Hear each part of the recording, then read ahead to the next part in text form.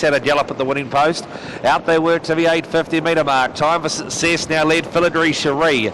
Maldana's dropped into the trail. Second quarter is 29.3, so they're running this at speed. 6 lengths away, Moon Countess trying to catch the first 3. Then Conrock, further away, Made of Diamonds. Sunnyview Sedona. 2 lengths away, then 2 Beyond a Joke. 3 away, then 2 Duchess Delamore doing a good job. And a long gap away to the rest, headed up then by Lima Ladd. Taking the lead off. Time for Success, who's still trying to lift on the inside. 2 lengths away, Maldana. Third quarter, 31.6, then still about 2.5 away, Moon Countess. Conrock further back then, now going for a gallop. It was Sunnyview Sedona again. Made of Diamonds further back Beyond a Joke. Duchess Delamore could get some of it if she keeps trotting like she does. Homeward Bound, 200 to go. In front still Philadry Cherie. Time for Success. Maldana's getting up the Washington VC passing lane, and now Moon Countess running after them down the outer. Maldana, Philadry Cherie, Moon Countess storming home on the outside. Maldana gets it tonight. Moon Countess has just missed his run second. Philadry Cherie third. They were followed in then by Time for Success. It was a war. Next in Duchess Delamore, who made up plenty. Behind those Conrock. Then Beyond a Joke, Made of Diamonds, Sunnyview Sedona. Further back Lima Ladd. Then came Gret Hengron. A long, long way away then was Pyramid Magic. And that'll be about it. Boys Let Loose was pulled up on the journey. 32.1 the last quarter. 253.2 they've run. And Maldana, well, I didn't think it was a bad chance. $64.70 and $10.50. Rory McIlrick. I was doing my selections this morning. I had it fourth and I crossed it out. So there you go. One of the Rankies here gets race number 3 on the program. Maldana win number 3 at start 48 for the Continental Man 8-year-old out of Daleks. Back to you, Mark. The last couple of trots here on trackside 1 have been entertaining to say the least. Yeah, that's one way of putting it, Jason. Here, the inside runner, number 9, Maldana, who trialled behind the likes of Pyramid Magic a couple of starts ago, gets the prize here at a very long price in the second leg of the early quaddie.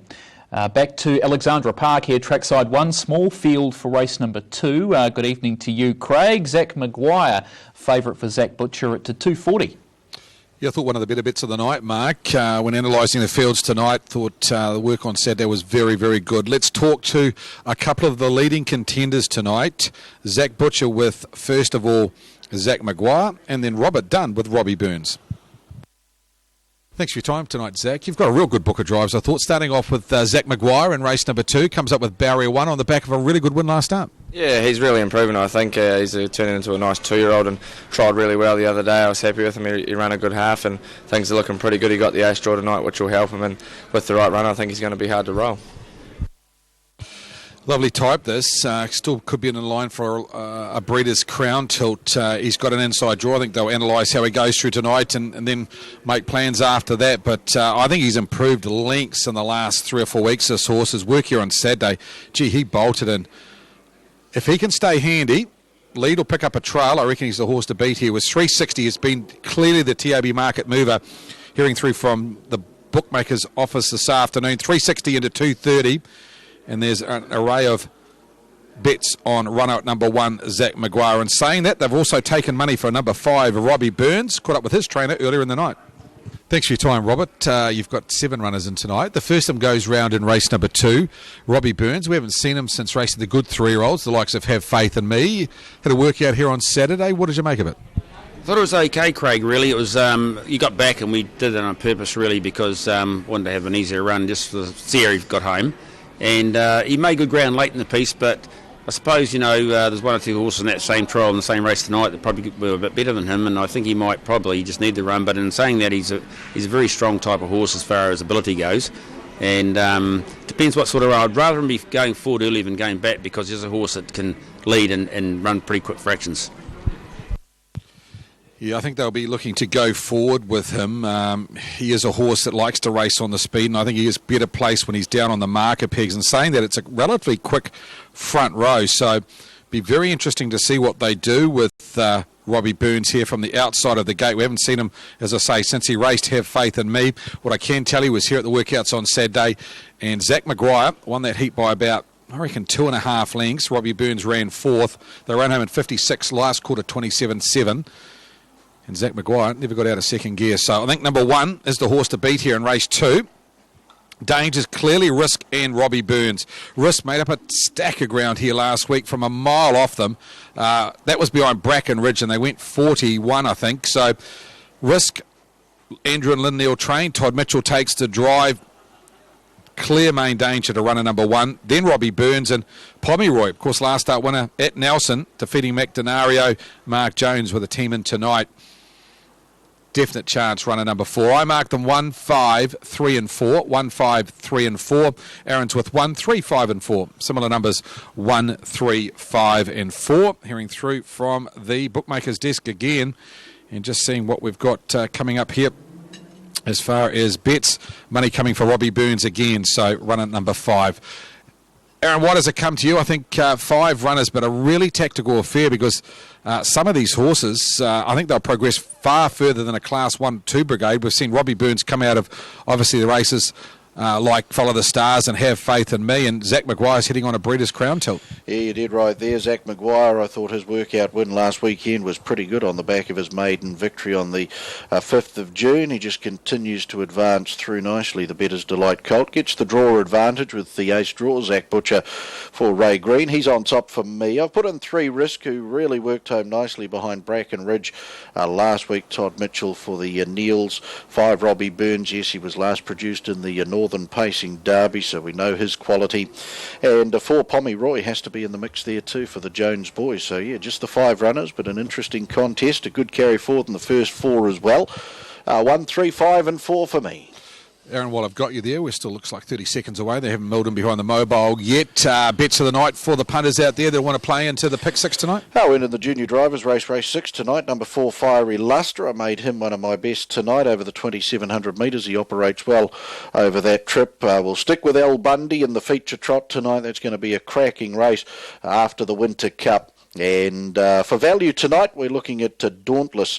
Dauntless comes up in race number 5. If he was to trot all the way in that race, he could certainly get some of that. Teddy Edwards also tasted success in the first with La Maitre D, so Dauntless could get a wee bit of money tonight. And for the people who like horses that's got a wee bit of colour about them, Craig, colour-coded. The skewbald filly, Tony Hurley, doing the driving tonight. She sat park last week.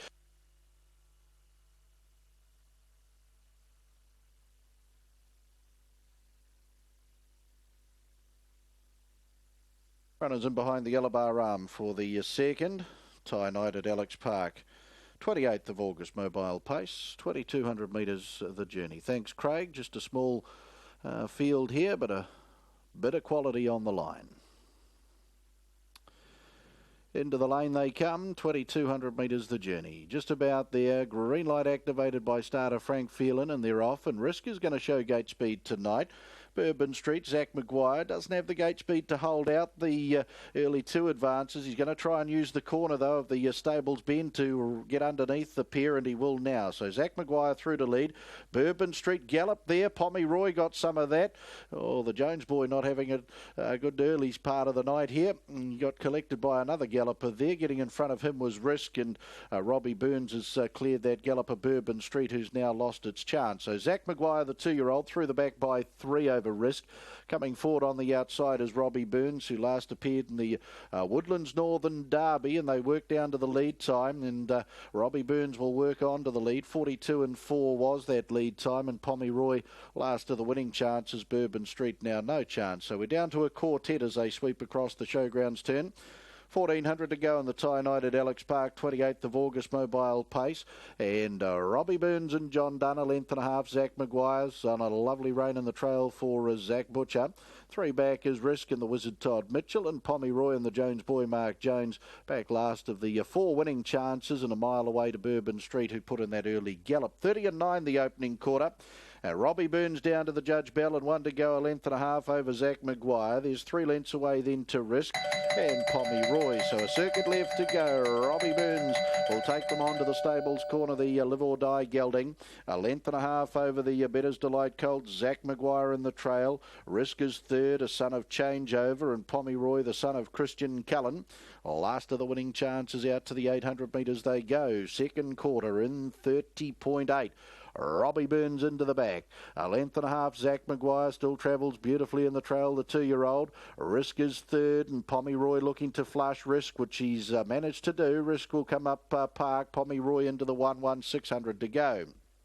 Tie Night at Alex Park, 28th of August pace. Into the back straight coming up and onto the showgrounds turn goes Robbie Burns, leading by a length. Risk is closing in on the outside. Zach Maguire will wait the passing lane. Pomeroy will come to the outside. 28 and 8 was the back straight quarter as they come for home. Robbie Burns and Risk, they'll swing locked together. Zach Maguire just waiting the passing lane. In fact, Zach Butcher looking to come to the outside, and Pomeroy. Risk goes to the lead. Pomeroy, Zach Maguire in behind, and Robbie Burns. Risk in front. Pomeroy comes strongly the outside. Risk and Pomeroy, 50 to go. Pomeroy extends strongly in the son of Christian Cullen. Well, he nearly lost it on the first corner when he got contacted by Bourbon Street. It's been a good win. Beats Risk in third over was Robbie Burns. Zach Maguire every opportunity. 241.3. I think the time might tell a story for Zach Maguire there. They've run 241.3. And further back in the field to Bourbon Street, 28-2, 57-1 was the last half. Well, nearly got cleaned up on the first corner, Pomeroy, the son of Christian Cullen, Mark Jones. After that, a nice patient drive. He did flush Risk to get the 1-1 behind that horse, and he's really opened up strongly. Ears pricked on the line. Risk for second. Good run there too by Robbie Burns and Zach Maguire.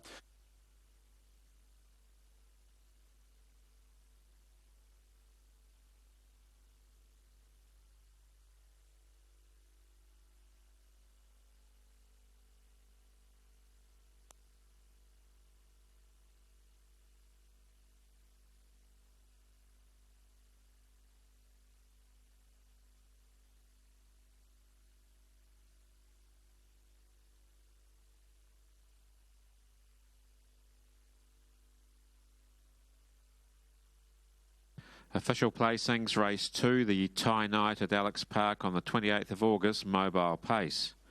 4, 3, 5, 1. Horse 4, Pomeroy, paced the 2200 metres in 241.30. Mile rate of 158. Last 857.1. The 428.2. The margins 3 lengths, 2 3/4 lengths, 5 3/4 lengths. 5 and 1 in race 2, the Tie Night at Alex Park, 28th of August, mobile pace. For Pomeroy back at the head of the field, that's career win 4. It starts 16 tonight, raced by WP Walsh along with the Chatsworth Lodge Limited. R.G. Higgins, G.N. Hatton and C. Walsh. Congratulations to you. Mark Jones, the trainer and driver out of Woodend Beach, brings Pomeroy back into the victory circle. Will be greeted by Auckland Trotting Club steward Roger Barnes. Christian Cullen, TK Swift, 3-year-old bay gelding, and was bred by the Walsh's GP and Mrs. KJ. Nice win by Pomeroy in the second on the program. 3 for second. Risk, a changeover, a crafty brown 3-year-old colt for the Inans GS and CM. Andrew and Lynn Neal trained at Cambridge, and the Wizard Todd Mitchell. And 5, Robbie Burns for third. Live or Die 3-year-old bay gelding out of Curahopo Charm, raced by the Gordons, RK and Mrs. AL. Robert Dunn trained at Pukekohe and John Dunn. Totes will see number 4. Pomeroy return, $7 even and $2.50, 7 and $2.50. 3 Risk at $1.50, $1.50, and 5 Robbie Burns, no third.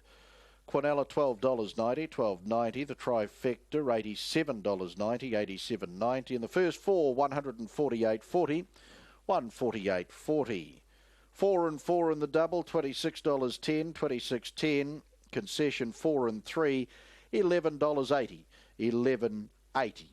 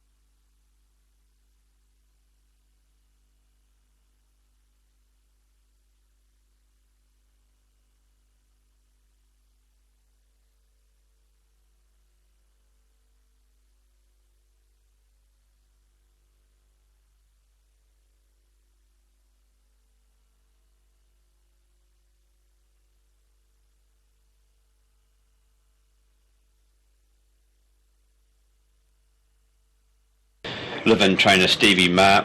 Also the live-in trainers here, Philip Alamis and Carol Morris, with I'm a Catch of nice win in Class 1 company, only that third run back from a break, and has come back very strongly from that break, and she didn't show up in Class 2 in that same race here last week, but box 7 probably better off here from box 3, so gets a better chance here. I'm a Catcher from the 3. He's a Jesse, also coming up in grade for Nathan Newley, searching for his second win tonight. Picked up that qualified 2 starts ago, and then in the final here last week. Wasn't a bad run, did make up a bit of ground after a slow beginning, and another one that sort of adds to the puzzle as well. Currently second favourite, $3.90, $4 with the fixed odds. Wall Age is another one that will be tough at the end. Has been involved in a few distance races as well for Liz Duty, so we'll be giving plenty in the last few metres in the race here. Wall Age, if it can get close enough, most certainly it will be good enough. Come On Mickey, another one that's recently come back up to Class 2, getting close to start 100, 93 tonight. Nolly Baxter out there in box 8, also recently coming up in grade to Class 2, but it's a fairly even field. You could probably make a case for all. Some good value in the race, possibly around the 3, even the 6, and maybe the 2 as well at that $6 price. Opawa Token downgrading. Locking away now for the first leg of Triple Trio. Good luck with your Triple Trio. Indulge Skins Bar Wanganui for the Class 2s. Bunny Cent on its way for the 6. There. And racing into jumping will be inside Homebush Spook along there with Opawa Token. It's a real charge, and also coming around the outside is Ball Age and looking to spread them all. Down goes Ball Age, and also getting affected there with I'm a Catch. So let's get back to the leader, and it is Homebush Spook gets away 3 or 4 on Opawa Token. Out wide here we go to Ollie Baxter. Break back in the field to Come On Mickey. Just in behind that we go to He's a Jesse, and to a couple back to Megs Me Mum. They come down the side. Homebush Spook travelling okay. 3 or 4 in front. Opawa Token's looking to take ground off it though, but Homebush Spook with a nice break gets there from Opawa Token, Ollie Baxter. Then we go here to Come On Mickey. Megs Me Mum, He's a Jesse, and taking a fall on the first corner there. Wall Age also coming down with I'm a Catch, and they both run straight past me, and away to the lure they go. Everything okay there. Just a bit of bad luck for I'm a Catch and Wall Age. Good luck though for Homebush Spook. There was a real charge going into that first corner. They came past the finish line the first time. There was probably about a half length between first and fifth, but Homebush Spook just holding that inside running, and will come away to get the win from the 2. Opawa Token and Ollie Baxter managed to get around the outside of the trouble. He's going to end up in third place. 1, 2, 8 and 7. They've run 30.54, which is a slight PB there for Homebush Spook, and it makes it win number 5 of 56 for John McInerney. 5, 13 and 18.77. He's Come On Mickey run straight past me again, and he's come back to the starting boxes. He wants to have another turn. 5 3/4 by 2 by 1 3/4 of sectionals. 5, 13, 18.77, and the overall time at 30.54, 11.77 here. Mark, let's see first leg of Triple Trio, and the favourite takes out the 6 and wins by a good margin too. Yeah, and defeats the downgrader. Homebush Spook defeats Opawa Token. We'll have confirmation to come in just a few moments dividends-wise. He's a Jesse finishing further back in the field found traffic. Got race number 4 on the way here at Forbury Park in around about 6 minutes. Kiwi Focus, who beat most of this field last week, is lining up here again as a $2 fixed favourite, $2.30 on the tote. Nathan Williamson trains and drives, who will get married tomorrow after he finishes his drives tonight. We'll take a break on trackside 1, Forbury Park on the other side. Yes, wake up and recognise the bonus scheme that is providing extra incentives to your Thoroughbreds earnings. With cash bonuses of $10,000, $30,000 and $50,000 added to your Thoroughbreds winnings, the TBS bonus scheme is essential to your Thoroughbred investment. By targeting TBS races, points earned with each race can lead to fantastic extra bonuses, including the chance to win an overseas holiday every 2 months, the chance each year for owners to win a brand new vehicle. Take racehorse Connor John. While winning only one race, but by targeting TBS bonus races, Connor John won his owner a brand new Kia Sportage. Incentives that are a bonus in anyone's books. Be in to win with the Thoroughbred bonus scheme. Pegasus Spur, leading percentage sire in Australia and New Zealand. Really starting to extend the centre. Master Lavros, Cool Cobber will blow them all out.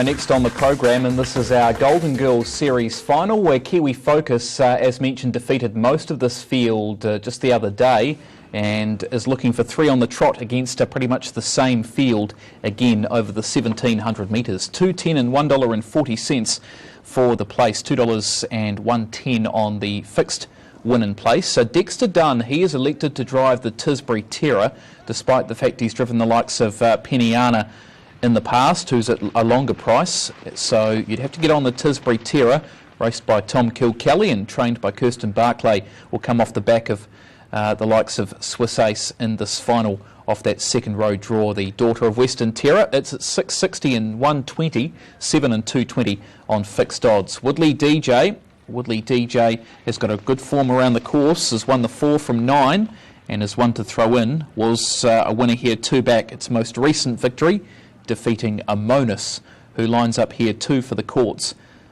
In their colours, David White takes the drive. I think he shares in the ownership here on this mare by Peruvian Hanover, as we get a good look at the Tisbury Terror and Dexter warming up. Start number 69 was second in this race last week on the Thursday evening behind Kiwi Focus, came home in 59, was 4th at Gore prior to that, also behind Kiwi Focus. Kiwi Focus beating the likes of Incredible Anvil and the Tisbury Terror at Gore on that occasion. That was its first win on the trot. Second win came here last week, and looking for the third win in this Golden Girls Series final for the girls. Just been tipped runner number 2, which is Ellen Back, the daughter of Art Major, who's had a couple of runs back this preparation and finished off pretty nicely on the markers last time in that Kiwi Focus race last Thursday night, and it lines up here at 14 and 280, 13s on final field, a good place chance from what I've been told in my year. Previous at Hattrick, race number 6, first leg of the TT, 1 Homebush Spook at 250 and 130, 2 Opawa Token 210, and 8 Ollie Baxter 340. 1 and 2, 750, 1, 2, 8 Trifecta 112.40, and the first 4, 1, 2, 8 and 7, $638 even. 4 and 1, 13.60, 4 and 2 concession at $680, and the 141 TAB treble at $135.90. Previous race on the program, that went to a $64 shot in Maldana, and as a result of that, we've got a carry forward in the first 4 of 2,268. So do have a go at that first 4 and find some runners around the likes of Kiwi Focus. This is also the third leg of the early quaddie, and obviously with that $64 winner, you're doing well to be alive there. And this kicks off a double on races 4 and 5. So we'll get to you, Jason, for your thoughts around this one. Obviously, pretty much a similar field to last Thursday night. Is it all about Kiwi Focus again? I've got it in the fight for sure. I'm going to stick with Amonis tonight, number 4 for David White. Look, this mare's had to work overtime her last couple of starts early, and when she's run second and also third, both in the series. The second was behind Woodley DJ, and the third, obviously, here last week behind Kiwi Focus. I thought if she could possibly cross the 3 inside her a lot easier than what she has had to lately, she's going to be awfully hard to beat the 4, and she's at great each way value, 10, 20 and $2.50 for a mare who always tries her hardest. Obviously Kiwi Focus is a must, having won 2 heats of the series, one of those at Gore and the other here of course last week, and paced around 156 last week, about 2.4 I think for the 1,700. Has to be hard to beat, tough though off the outside of the gate, but you know, she is in great form. I gave Jack her a chance, third behind Kiwi Focus at Gore, and should have been much improved. Hadn't raced for about 9 months, I think, before that. So if you can run up to that form again, is a chance. And 9, the Tisbury Terror, obviously. A lot depends on what Swiss Lass does. Last week Swiss Lass kept out of Monas for a long time, and the Swiss Lass decides to get involved again, and the Tisbury Terror will obviously be hoping it does, because last week the Tisbury Terror had the back of Swiss Lass and ran it into second. Woodley DJ goes its best races here, coming back from running last at Addington last start, but the win here prior was very good. So moving up for the final of a Stunning Cullen Golden Girls Series final. 1,700 metres for a stake of $10,000. Favourite for the race is Kiwi Focus, drawn the outside of the gate, $2.20 and $1.20. Swiss Lass down on the inside. Allen back, drawn gate 2. Gate speed should come from the inside, 3 or 4. Green light. They're underway and pacing, and Monas is going forward again tonight. Been held out again, though, by Play Action and Allen back. Swiss Lass is easing. Kiwi Focus coming forward out very wide on the track, looking for the lead. Following it around 2 is Woodley DJ. Then came, just been eased back and behind midfield now is the Tisbury Terror. Outside of it then, as they come across the top, is going to be Odette Jacker, and also back with it now is Stylish Babe. The last couple as they come around the turn is Penny Anna and Flushing Meadows. 1,200 metres left to run, and Kiwi Focus continuing that run, has worked overtime, but she's got around to lead. Kiwi Focus leads a Monas who crossed down to the pegs and now is in the trail. Woodley DJ left without cover. Allen back is 3 back on the markers. 1-1. Play Action. 3 back and 1 off is Stylish Babe from the Tisbury Terror, locked away the inside. On its outside then as they leave the straight is Odette Jacker. Penny Anna third last from Flushing Meadows, and last on the inside is Swiss Lass. Heading up towards the 800 metre mark. Second quarter was 30.9, and the leader is still Kiwi Focus, the race favourite. A length and a half in advance of Woodley DJ. Pulling double the inside is a Monas. 1-1 Play Action. 3 back the inside then is Allen back. Around that is Stylish Babe from the Tisbury Terror. Well back in the field then is Odette Jacker from Penny Anna, Flushing Meadows. Then last on the inside is Swiss Lass. Off the back and down the side. 450 metres left to run. Back straight quarter. 29.7, and the leader is Kiwi Focus. It leads by about a length only. Coming after at the outside, though, is Woodley DJ. Monas awaits the passing lane with interest as they go for home. Back behind them, Play Action, and Allen back getting up the passing lane. Kiwi Focus, Woodley DJ. Monas trying to steal it up the passing lane and wider out. Then Stylish Babe getting home. Kiwi Focus, Woodley DJ trying to get it on the outside. Kiwi Focus has held them all out. Odette Jack is flowing home out wide. Close up Woodley DJ, Stylish Babe, and along the inside then was Allen back.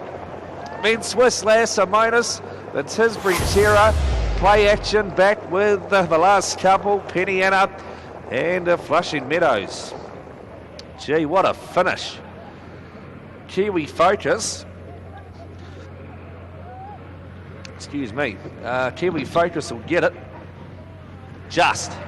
Look at Odette Jacker storm home down the outside. Woodley DJ's been tough after sitting parked the duration. Kiwi Focus. Odette Jacker's lunged. And Woodley DJ in the centre, and close up also was Stylish Babe, who's made up good ground.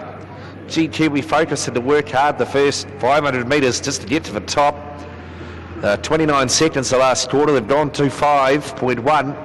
Unofficially, which is about a 157 mile rate, and Kiwi Focus have confirmed the winner for Nathan Williamson. This will be a great wedding present for him. 4-year-old mare by Jeremy's Jet out of Kiwi Summer, raced by the Donaldsons, Miss SL, AS and Mrs. JJ Donaldson, and Nathan Williamson, the trainer driver. It'll get it, all right, no doubt about it. Kiwi Focus. Odette Jack has been great again for a second run in 9 months, and third across the line, Woodley DJ saves the best races here. He's won 4 from 9 on the course and almost pulled off a big kill, having had to sit in the breeze for most of the way on a very, very fast tempo. Kiwi Focus, though, will get it. Judge Ken Dempster will confirm it, the winner of a Stunning Cullen Golden Girl Series final. Stunning Cullen Golden and Girls Series Final Mobile Pace. All places confirmed. The winner is 8 Kiwi Focus by a nose from 11, then 7, 10, 4, 9. Call again, 8, 11, 7, 10, 4, 9. The margins are nose. Judge's call gets it by a nose. Kiwi Focus, 220 and 130, number 8. Yeah, great drive again by Rory McIlwrick. Almost got a race-to-race double. 11 Odette Jacker, 330, and 7 Woodley DJ, 190. 8-11 Quinella, 14-10. 8-11 7 Trifecta, 145.40. First 4, 8-11 7 and 10, $960, $2.50. 8-11 7 10. Kiwi Focus, 220, 130, 330 and 190. The dividends, first, second and third, 205.45, and Nathan Williamson gets some success as he's about to become hitched tomorrow. Looking forward to the next race, number 5 on the program. That's due away at 4 minutes after 7 here, trackside 1. That's the Autarkia Transport Mobile Pace over the 2,200 metres. Yeah, great flashing finish by Odette Jacker. And Rory McIlwrick almost got another one home at a longer price. Back to Alexandra Park we go. War Horse, the favourite for Tony Herlihy, Craig Thompson, as we come back to you. Yeah, thanks, Mark. Deserved probably to be favourite on the back of 2 seconds behind Zach Maguire and Barabbas, especially last week when they went 2:42 from the mobile 2200 for maidens, which is one of the fastest maidens we've had here quite some time. And had to sit parked out too, Son of Courage Under Fire, owned by the Kennards and a few others. Tony Herlihy takes the drive. Zach Butcher, he drives Sky Art. We'll catch up with him very shortly. Been racing really well, this horse. Finally gets a decent draw. I thought it's a winning chance. The stablemate of War Horse, and you can't take it with you. It was very good at the trials the other day, so definitely have a look at runner number 9 if you're playing into the first 4s. Tony Cameron drives. Zach Butcher, though, he's got a good book of drives, and he drives number 2, Sky Art. Zach Sky Art, he's been knocking on the door for quite some time. Ran on nicely last week after getting back and finally gets a decent draw tonight. Yeah, he does. Hopefully we can make the most of that draw and get him into a nice cosy position and just follow them around and hopefully he runs home and can run over the top of them. He sort of had his chance here, but this is probably one of his better ones tonight. He gets a good draw tonight. I think that's the key to him. He's one of those horses that probably should have won a maiden race by now, and he gets his opportunity. What is a very even field here. You've got the likes of Bert the Bookie, War Horse. You can't take it with you. And Robert Dunn, he trains Defy the Odds. Runner number 10 in the book, John Dunn takes the drive. This is what Robert had to say about runner number 10. Robert, Defy the Odds, first up at the park last week, had a mid-race gallop. What went on? Disappointed with that, actually, Craig. It was because he was travelling okay. Wouldn't have won it, James said. But I should have really alluded to James that he wasn't going to be a lead. He shouldn't have been a leader, and he didn't realise that. He's absolutely hopeless in front. And he never thought he could find the front, to tell you the truth. He thought he'd be parked, and that's a nice place for him to be. But he did hit the outside wheels, I can tell the punters, and that's why he broke. But he could still do it. He's a little bit of an enigma, this horse. He's more of a grinder than a sheer speed horse, but definitely good enough to win a mating race. Is trained good during the week and much better showing tonight. I think it could be a real strong place chance. Robert Dunn with his thoughts about stable runner Defy the Odds. We've got a head-to-head on 5-2-3 here. Bert the Bookie from the inside versus Sky Art. So 180 Bert the Bookie, 190 for Sky Art. There's the grey the Keystone Kid, trained by Timmy Hall. Tonight driven by Philip Butcher, rank outsider in the field, $34, $7 just qualified the other day. Bert the Bookie from the inside went up favourite on debut. Ran second, and then last week, again, modicum of support came for it behind Barabbas. Got a long way back from the outside draw. Much better drawn tonight, Bert the Bookie, and I can see it settling in the first 3 or 4 after 400 metres and getting a nice trip on the fence. So Bert the Bookie must go in. There's an each-way chance in race number 3 tonight, runner number 1, and Aaron White has got him on top. Coming through from Sal at the racing desk, backing a couple of drivers here. $2,500 on John Dunn at $4.80. $2,500 on John Dunn at $4.80. $1,500 on Tony Herlihy at $3. Drivers backed in the Stonewall Stud Drivers Challenge. You still can get involved into that. A minute out from race number 3. Aaron White, Direct Security Services Mobile Pace. You're with number 1, Bert the Bookie. Yeah, I just think with the 8 of the better draw tonight, I thought his run was quite good from the 8 draw last week. You'll see he runs 6th, but wasn't too far off Barabbas, and a slickly run 2200 a fair. It was a good field. He switches to an inside draw. His debut second at Cambridge was attractive. So, yeah, Brent Mangos with Bert the Bookie, the American Ideal Gelding, owned by Tim Vince. And, yeah, he's on top for me at $4.60 into $1.50. 3 War Horse, you can't argue with his form line. He's been runner-up 3 of his 4 appearances. The Courage Under Fire Gelding deserves a victory. It can come tonight. Tony Hurley, the trainer-driver there. 9, the stablemate, you can't take it with you. The changeover filly out of that wonderful mare Close to Heaven. Tony Cameron will do the driving. Likely to give it a lovely trip from the inside second row draw. 780 and 210. And 2 Sky Art from a nice draw tonight. 2 Zach Butcher in the mix. But, yeah, with Bert the Bookie. 1, 3, 9 and 2, and talking to Tim prior to its debut, named after a legend around these parts for us, Craig, and Bert Clapham, of course, passed away a few years ago, did Bert, but geez, he was a good character that we were growing up with around the traps. Absolutely, and also the sad loss this afternoon, Aaron, I believe Ron Bisman, so the contestants scoring up and behind the yellow bar arm for the Direct Security Services mobile pace over the 2200 metres. Bert the Bookie, Sky Art, War Horse the favourite comes forward.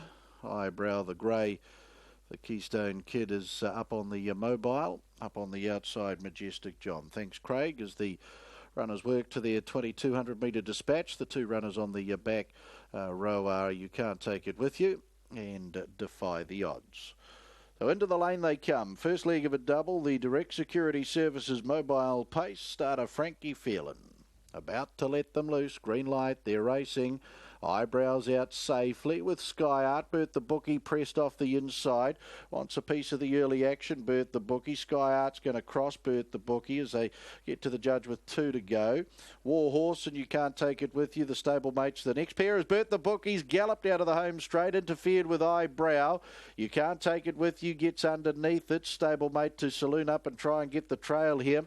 As Bert the Bookie and Eyebrow, they settle back down, then Defy the Odds, the grey, the Keystone Kid, and Majestic John the last as they pace up into the back. War Horse around to lead, the $2.50 favourite, the Iceman Tony Hurley. He leads by a length and a quarter in the trail is Sky Art. 3 back, You Can't Take It With You. Then Bert the Bookie. Eyebrow away from the markers with the Keystone Kid, the grey on the inside of Defy the Odds, taking up 1-1 cover on the back of Eyebrow. And Majestic John and Josh Dickey last of all. They sweep across the showgrounds, turn lead time in 42 and a half. 1400 metres left to go in the Direct Security Services pace. And it's War Horse leading. Eyebrow getting closer on the outside, parked around Sky Art. You Can't Take It With You. Tony Cameron 3 back on the inside. Defy the Odds and John Dunn into the 1-1. Bert the Bookie, Brent Mangos on the inside. There followed then back in the field is Majestic John and the grey, the Keystone Kid. Of course, he had a few runs as a trotter, did the Keystone Kid, having his first go as a pacer tonight. He's back last for Phil Butcher. 32 and 1 the opening quarter, 1,000 metres left to go. And War Horse, the son of Courage Under Fire, onto the stables corner. Their last occasion up on the outside is Eyebrow. Getting that nice drag in the trail is Sky Art and Zach Butcher in the 1-1. Defy the Odds. You Can't Take It With You. Locked away, 3 back on the inside. To its wheel is Majestic John. Bert the Bookie and the Keystone Kid, the last pair. 32 and 4 was the second quarter. War Horse, once he found the front, he's had a pretty leisurely time. Now Eyebrow goes up to put the pressure into him. Sky Art trailing on a nice rein. Defy the Odds right there, 1-1. Then You Can't Take It With You. Majestic John. Bert the Bookie well back with the Keystone Kid. 500 to go as they peel off the back. War Horse over Eyebrow and Sky Art. Defy the Odds. Back on the inside, You Can't Take It With You. Majestic John. Third quarter, 28.6. Bert the Bookie, the Keystone Kid. War Horse, he's still got plenty in the locker as he comes to the corner over Eyebrow. Sky Art, Defy the Odds. Majestic John to the outside. War Horse lines them up. Eyebrow right there, a length and a half. Defy the Odds. Majestic John. Sky Art down on the passing lane, 100 to go. War Horse in front. Defy the Odds is starting to fly with Majestic John. War Horse, Defy the Odds. Majestic John, they fly, they hit it. Oh, I say defy the odds just over Majestic John. Noses between the pair, though. A photo finish and ending up in third, Warhorse. Nice run, the Keystone Kid up for fourth. They were followed Eyebrow, Sky Art, You Can't Take It With You, and Bert the Bookie. They were all in a line back of the tail. 244.5, 28.8 was the final quarter. 56.4 was the final half. I say defy the odds, a narrow margin here over Majestic John, but they are up the track. We'll leave it to Judge Graham McLennan to confirm it for us. Defy the odds. I say there's a margin just there over Majestic John.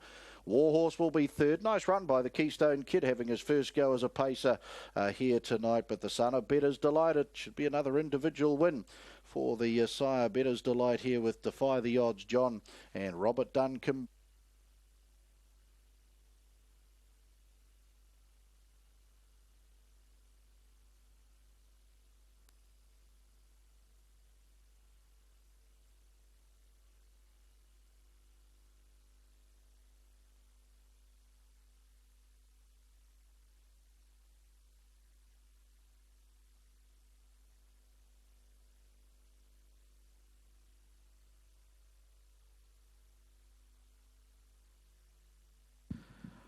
Official placings, race 3, the Direct Security Services Mobile Pace.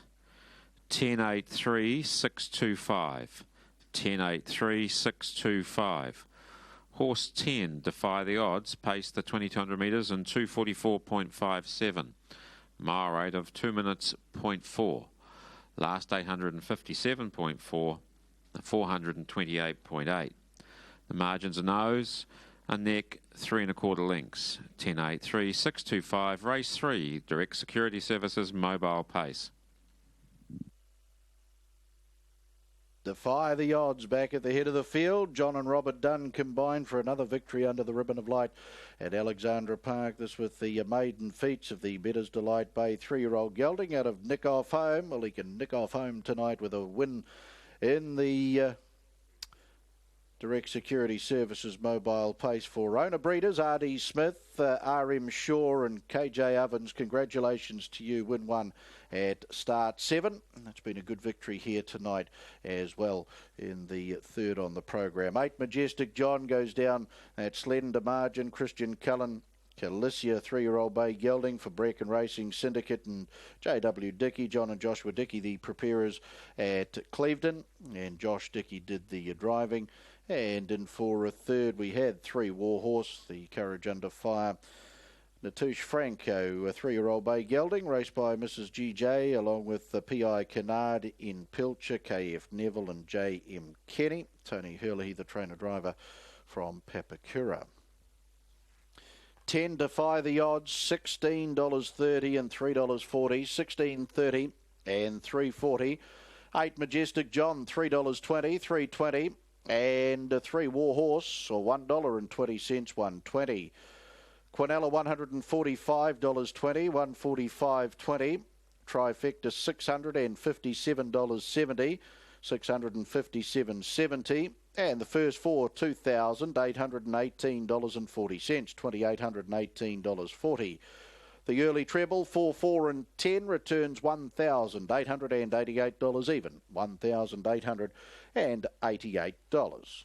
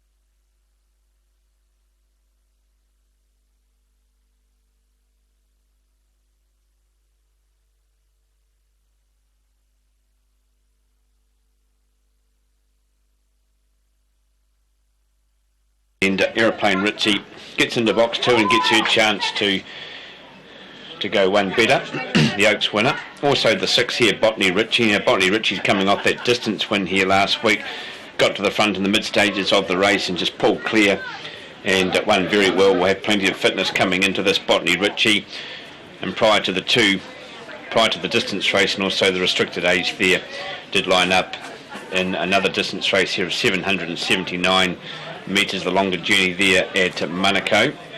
So most certainly race fit and very tough for coming into this Botany Ritchie, and a very good record on the track too. 4 wins here from 10 starts right in this too, Botany Ritchie, and will be the strongest at the end. And the 4, Corborn Phillip, also a very strong dog, and another one that's had 3 wins out of 10 on the track, has been up in the higher grades and getting back to winning form, coming back up to a class 2 and 3, but I think that won't bother him. He has been to class 5. Illicit Twist looking for his first win on the track. Has gone a few very good races too since crossing the Tasman. More salt needed out there in box 7. Nathan Newdy looking for another win. Good luck to Liz Whelan and Craig Rendell there with more salt needed. And Chloe's Prodigy out there in box 8.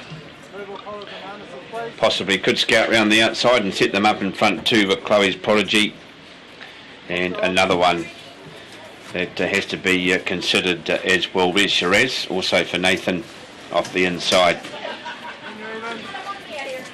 Blocking away now for the Keenan Concrete. Wanganui for the class 2 and 3s. Aeroplane Ritchie's gone favourite. Corborn Phillip, but with the book, 320. There's plenty of experience coming into this. Bunny comes round, ready.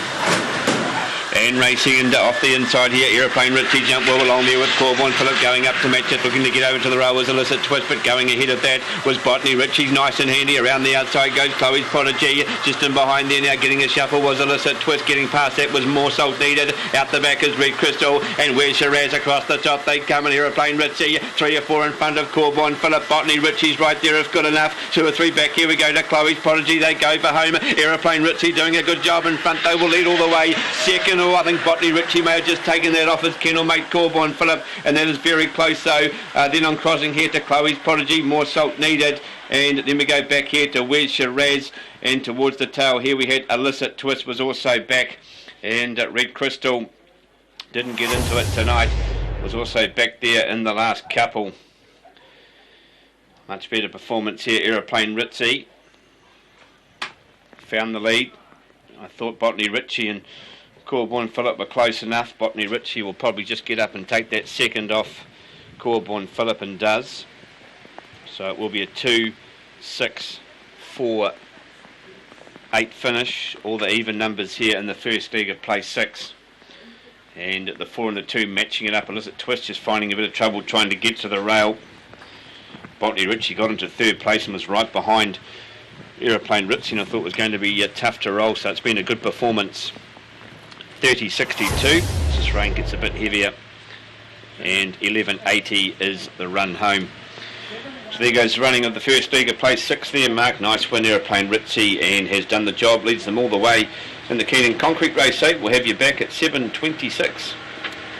And that'll be our final leg of tonight's triple trio. Dividends to follow shortly on trackside 1 as we get you close to 7 o'clock on a Friday evening. Great to have your company, and we return you back to Forbury Park for race number 5 on their program. And this is a maiden mobile pace over the 2200 metres, sponsored by Altakia Transport. And we've got a pretty short priced favourite here, Dexter Dunn and Graham Anderson, through the back end of the program. Graham Anderson has a number of runners engaged in the remainder of the program that you have to keep your eye on. They performed well at the last meeting Thursday of last week, and here looking for more success tonight. Highview Illusion, one of these runners, the son of Better's Delight, the Super Sire, who was 3rd to Susie's Gem Thursday last week at start number 2. And this is start number 3 from a nice draw, barrier 2, 130 and 107. Dexter Dunn drives today as he did on its debut when he ran 4th at Oamaru to Wick.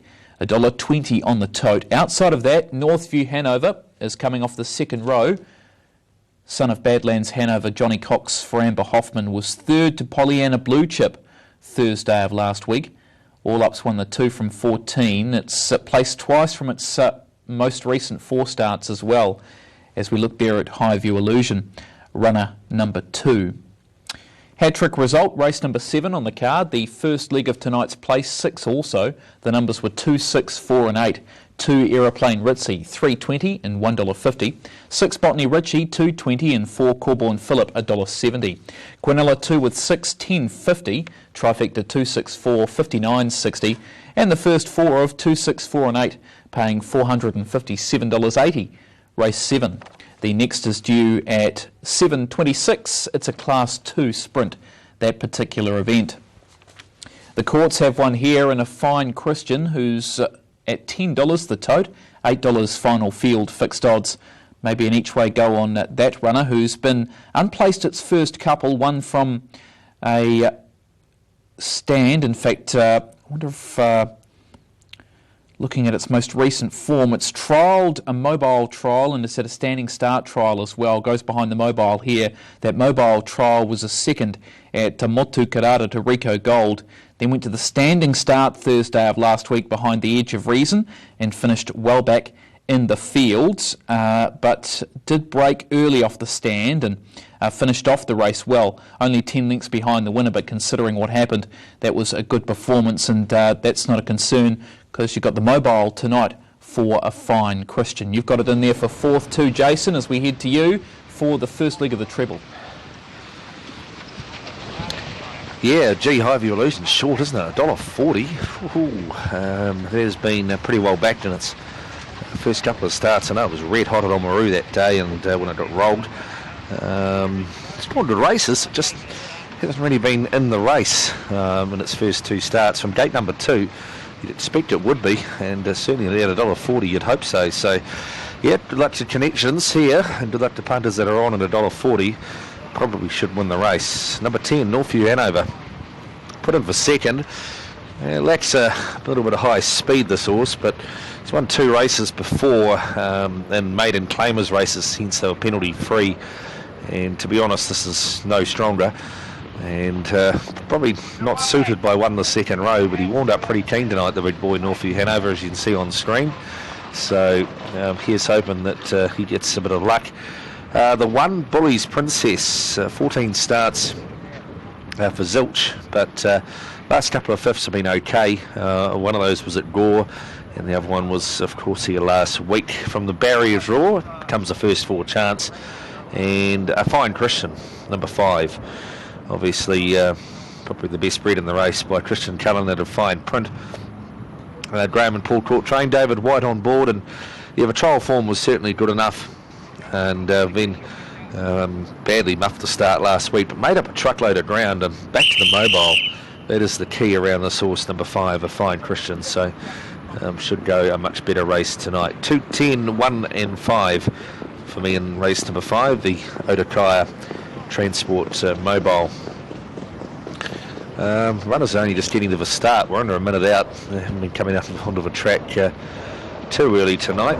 I don't blame them either, because it's bitterly cold out there, and as high as we are, it's not flash, I can tell you. Out to $1.50 now is number 2, Highview Illusion. City Courage, number 3 here.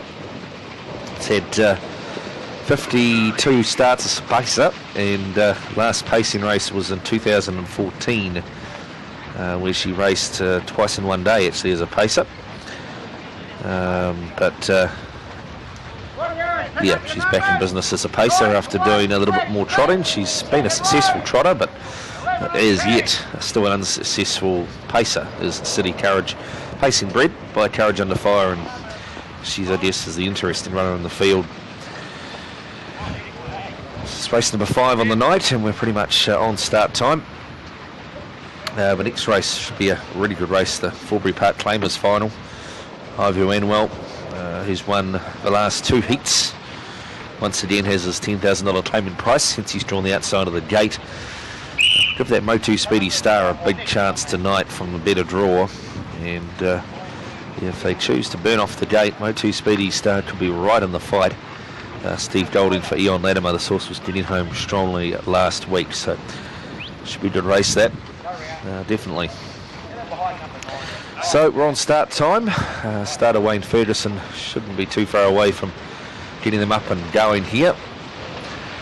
The Otakaya Transport Mobile pace. I see we're quite a good crowd on track actually given the conditions, which is great to see. Friday night racing here in Vilbury Park doesn't happen very often, but when it does, the locals get right behind it. So move it up for the Otakaya Transport Mobile. $1.40, money back, Highview Illusion the favourite. Willie's Princess down in 1. Highview Illusion drawn alongside the favourite, nearly there. Keep It Clean Limited Mobile underway. And having a gallop out wider on the track here was a Fine Christian. Even from the gate tonight, it's had a gallop. First away, though, was Bully's Princess down on the inside. Coming away fast, also Shark Alley. Highview Illusion not rushed off the arm. It's going to drop down. Maybe look for the trail. No, it isn't. It's now coming forward again to look at the lead. Posted wide earlier, Pacific Highlight. Northview Hanover getting underneath all of those to grab an early trail. Just back and behind these horses then is City Courage from Alter Ego. Bet on Jess is 2 lengths away. A length and a half back then to Asia Patron, and beaten off as a Fine Christian after the early gallop. Down the far side, 1,700 left to run, and the leader is Bully's Princess, kept the front. A length and a quarter clear of the hot shot favourite Highview Illusion up on the outside. 45 seconds the lead time, so only moderate. Underneath the Highview Illusion is Northview Hanover in the trail. And the 1-1 sit as they come off the back is Pacific Highlight from over on the inside, City Courage, and Shark Alley on its outer. Shark Alley has been followed through a length and a half away, Alter Ego. Bet on Jess on the inside. On its outer is Asia Patron, and still a long margin off last. There's a Fine Christian. Around the turn they come, 1,250 metres left to run in the Otakaya Transport Mobile. Bully's Princess paces the opening quarter of a last mile in 31.6. Highview Illusion continue to sit in the breeze here. Northview Hanover tapped up in the trail. 3 wide is Alter Ego moving forward. It might be there for the last lap though. The 1-1 Pacific Highlight. 3 wide of cover is Asia Patron. 3 back on the markers then is City Courage, followed over on the outside of it by Shark Alley. A length and a half Bet on Jess, last of a group, and still tailed off for Fine Christian. Out to the 850 metre mark they go. Bully's Princess under siege here. 29.9 the second quarter. Highview Illusion a half length away, and equal with it on the outside is Alter Ego.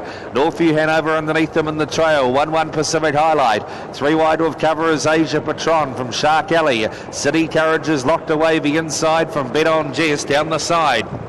500 left to run. And it is still. Highview Illusion is taking the lead off Bully's Princess, who's gone. Alter Ego still equal now with the leader on the outside.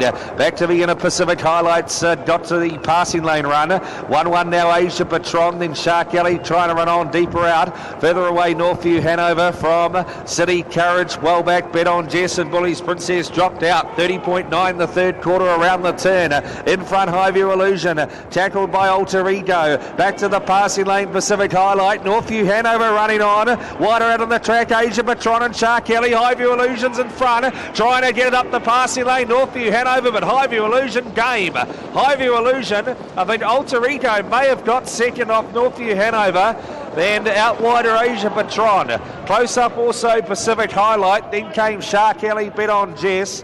Further back then was City Courage. And the last couple when a Fine Christian got past Bully's Princess. 30 seconds the last quarter. 2:47.7 unofficially, and Highview Illusion parked the duration and will get the win at $1.40 and $1.10. And if you're on at $1.40, you wouldn't want it over again, but it'll win. Gee, Alter Ego was brave. Those backhanders late got it up for second. And Northview Hanover looked dangerous, 150 out. I think he'll get third in the end and out deeper on the track. Possibly getting into fourth was it Asia Patron out wider. So there's the fifth of the night, and Highview Illusion. And we'll get it there. And for Graham Anderson and Dexter Dungy, they're hard to beat as a combination. And it's had to be good tonight too. 3-year-old gelding by Better's Delight from Kurahalpo Illusion. Graham Anderson owns along with Highview Standard Breds Limited, and Graham Anderson trains at Westwood Beach. Dexter on board, and Sitting Park, the trip, no bother, picks up race number 5. Back to you, Mark. We're back for another of our features. Race number 6, the Forbury Park Claim, is final at 7:36. Thanks for that, Jason. And yeah, we are looking at the next to the Anderson runners in that one. Graham Anderson with Highview Anwell, and that claim is final. Dexter Dunn taking the drive there. So Dexter and Graham Anderson, they continue on with their book tonight. It's going to be quite the night, I think, for them, taking some more of the wins. He was at $1.05 earlier on in the program in terms of the Stonewall Stud Drivers Challenge. He was at $1.05 up against the rest of the field at Forbury Park. Well, we might take you to some pictures of Alexandra Park, and you can see everybody is out the front, and we've got the fire alarm going off there at Alexandra Park in Green Lane. Everybody's been evacuated from the top down. Aaron White in the commentary box, he's gone down, and everybody's out on the balcony there. You can see the flames, but that's not the fire. Let's not panic.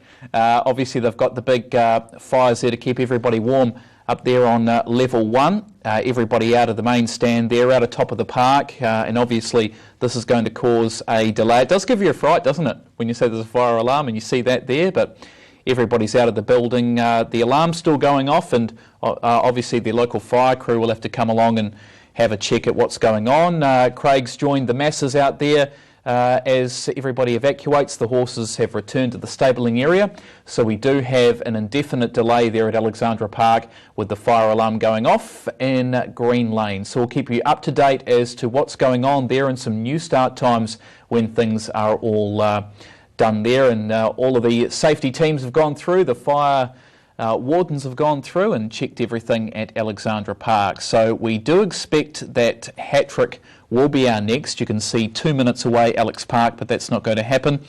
So be careful with your punting in terms of what you want to get on, what particular race. If you'd like to get on this race here from Whanganui, which is the Alan Barnes 65th Birthday Bash Class 2.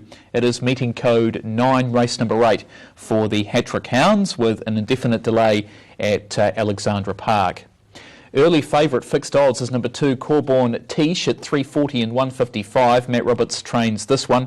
And gee, as it's been mentioned throughout the day, Matt Roberts has had a tough week along with other greyhound trainers with the tough conditions, and shots on trackside and on Facebook as well of his dogs being evacuated by boat, and they've recovered there nicely, and Matt's back in action.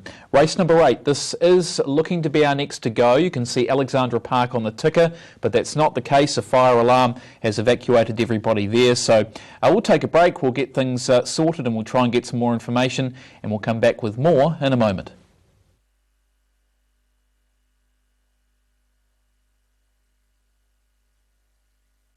Incentives to your Thoroughbreds earnings. With cash bonuses of $10,000, $30,000 and $50,000 added to your Thoroughbreds winnings, the TBS bonus scheme is essential to your Thoroughbred investment. By targeting TBS races, points earned with each race can lead to fantastic extra bonuses, including the chance to win an overseas holiday every 2 months, the chance each year for owners to win a brand new vehicle. Take racehorse Connor John. While winning only one race, but by targeting TBS bonus races, Connor John won his owner a brand new Kia Sportage. Incentives that are a bonus in anyone's books. Be in to win with the Thoroughbred bonus scheme. Pegasus Spur, leading percentage sire in Australia and New Zealand. Really starting to extend the centre. Master Lavros. Cool Cobber will blow them all out. Cool Cobber and Zach Butcher. Over Pegasus Spur, standing at Woodland Stud.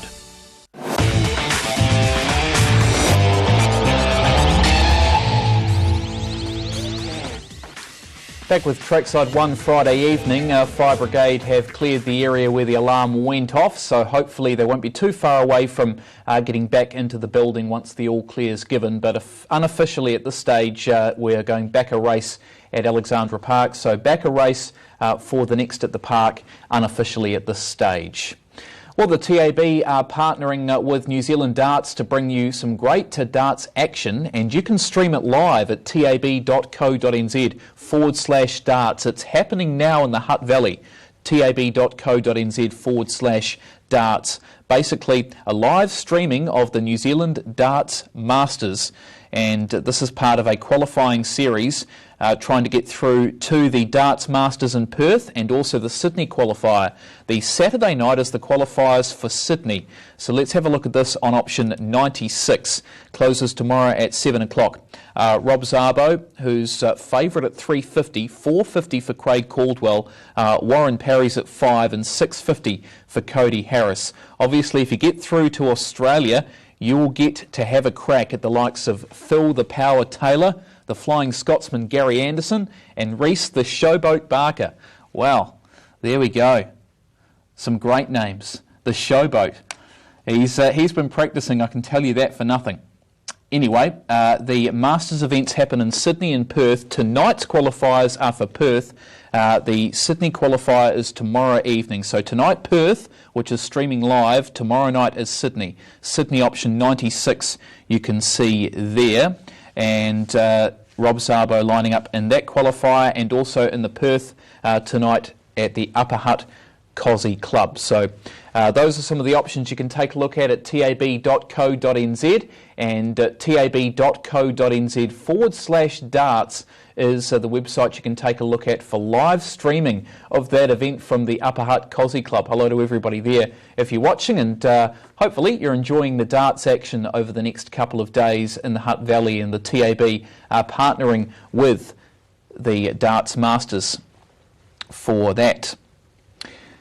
As you can see, the customers are making their way back inside Alexandra Park, making their way back up to the top of the park, and Aaron will make his way back to the commentary box. Obviously plenty of options for dining at Alexandra Park if you haven't been there. The Alex Bar and Eatery, and top of the park, that book's out. They've got Midwinter Christmas happening in July. alexandrapark.co.nz if you'd like to book a table there for the Midwinter Christmas at Alexandra Park, and you can have your function there as well. It's certainly a great place to go as everybody files back to their tables, and everything's been given the all clear from the fire department at Alexandra Park. But they are going back a race officially at the park tonight, officially back one race, and we'll get a new start time for the last event on the program. So back a race at Alexandra Park.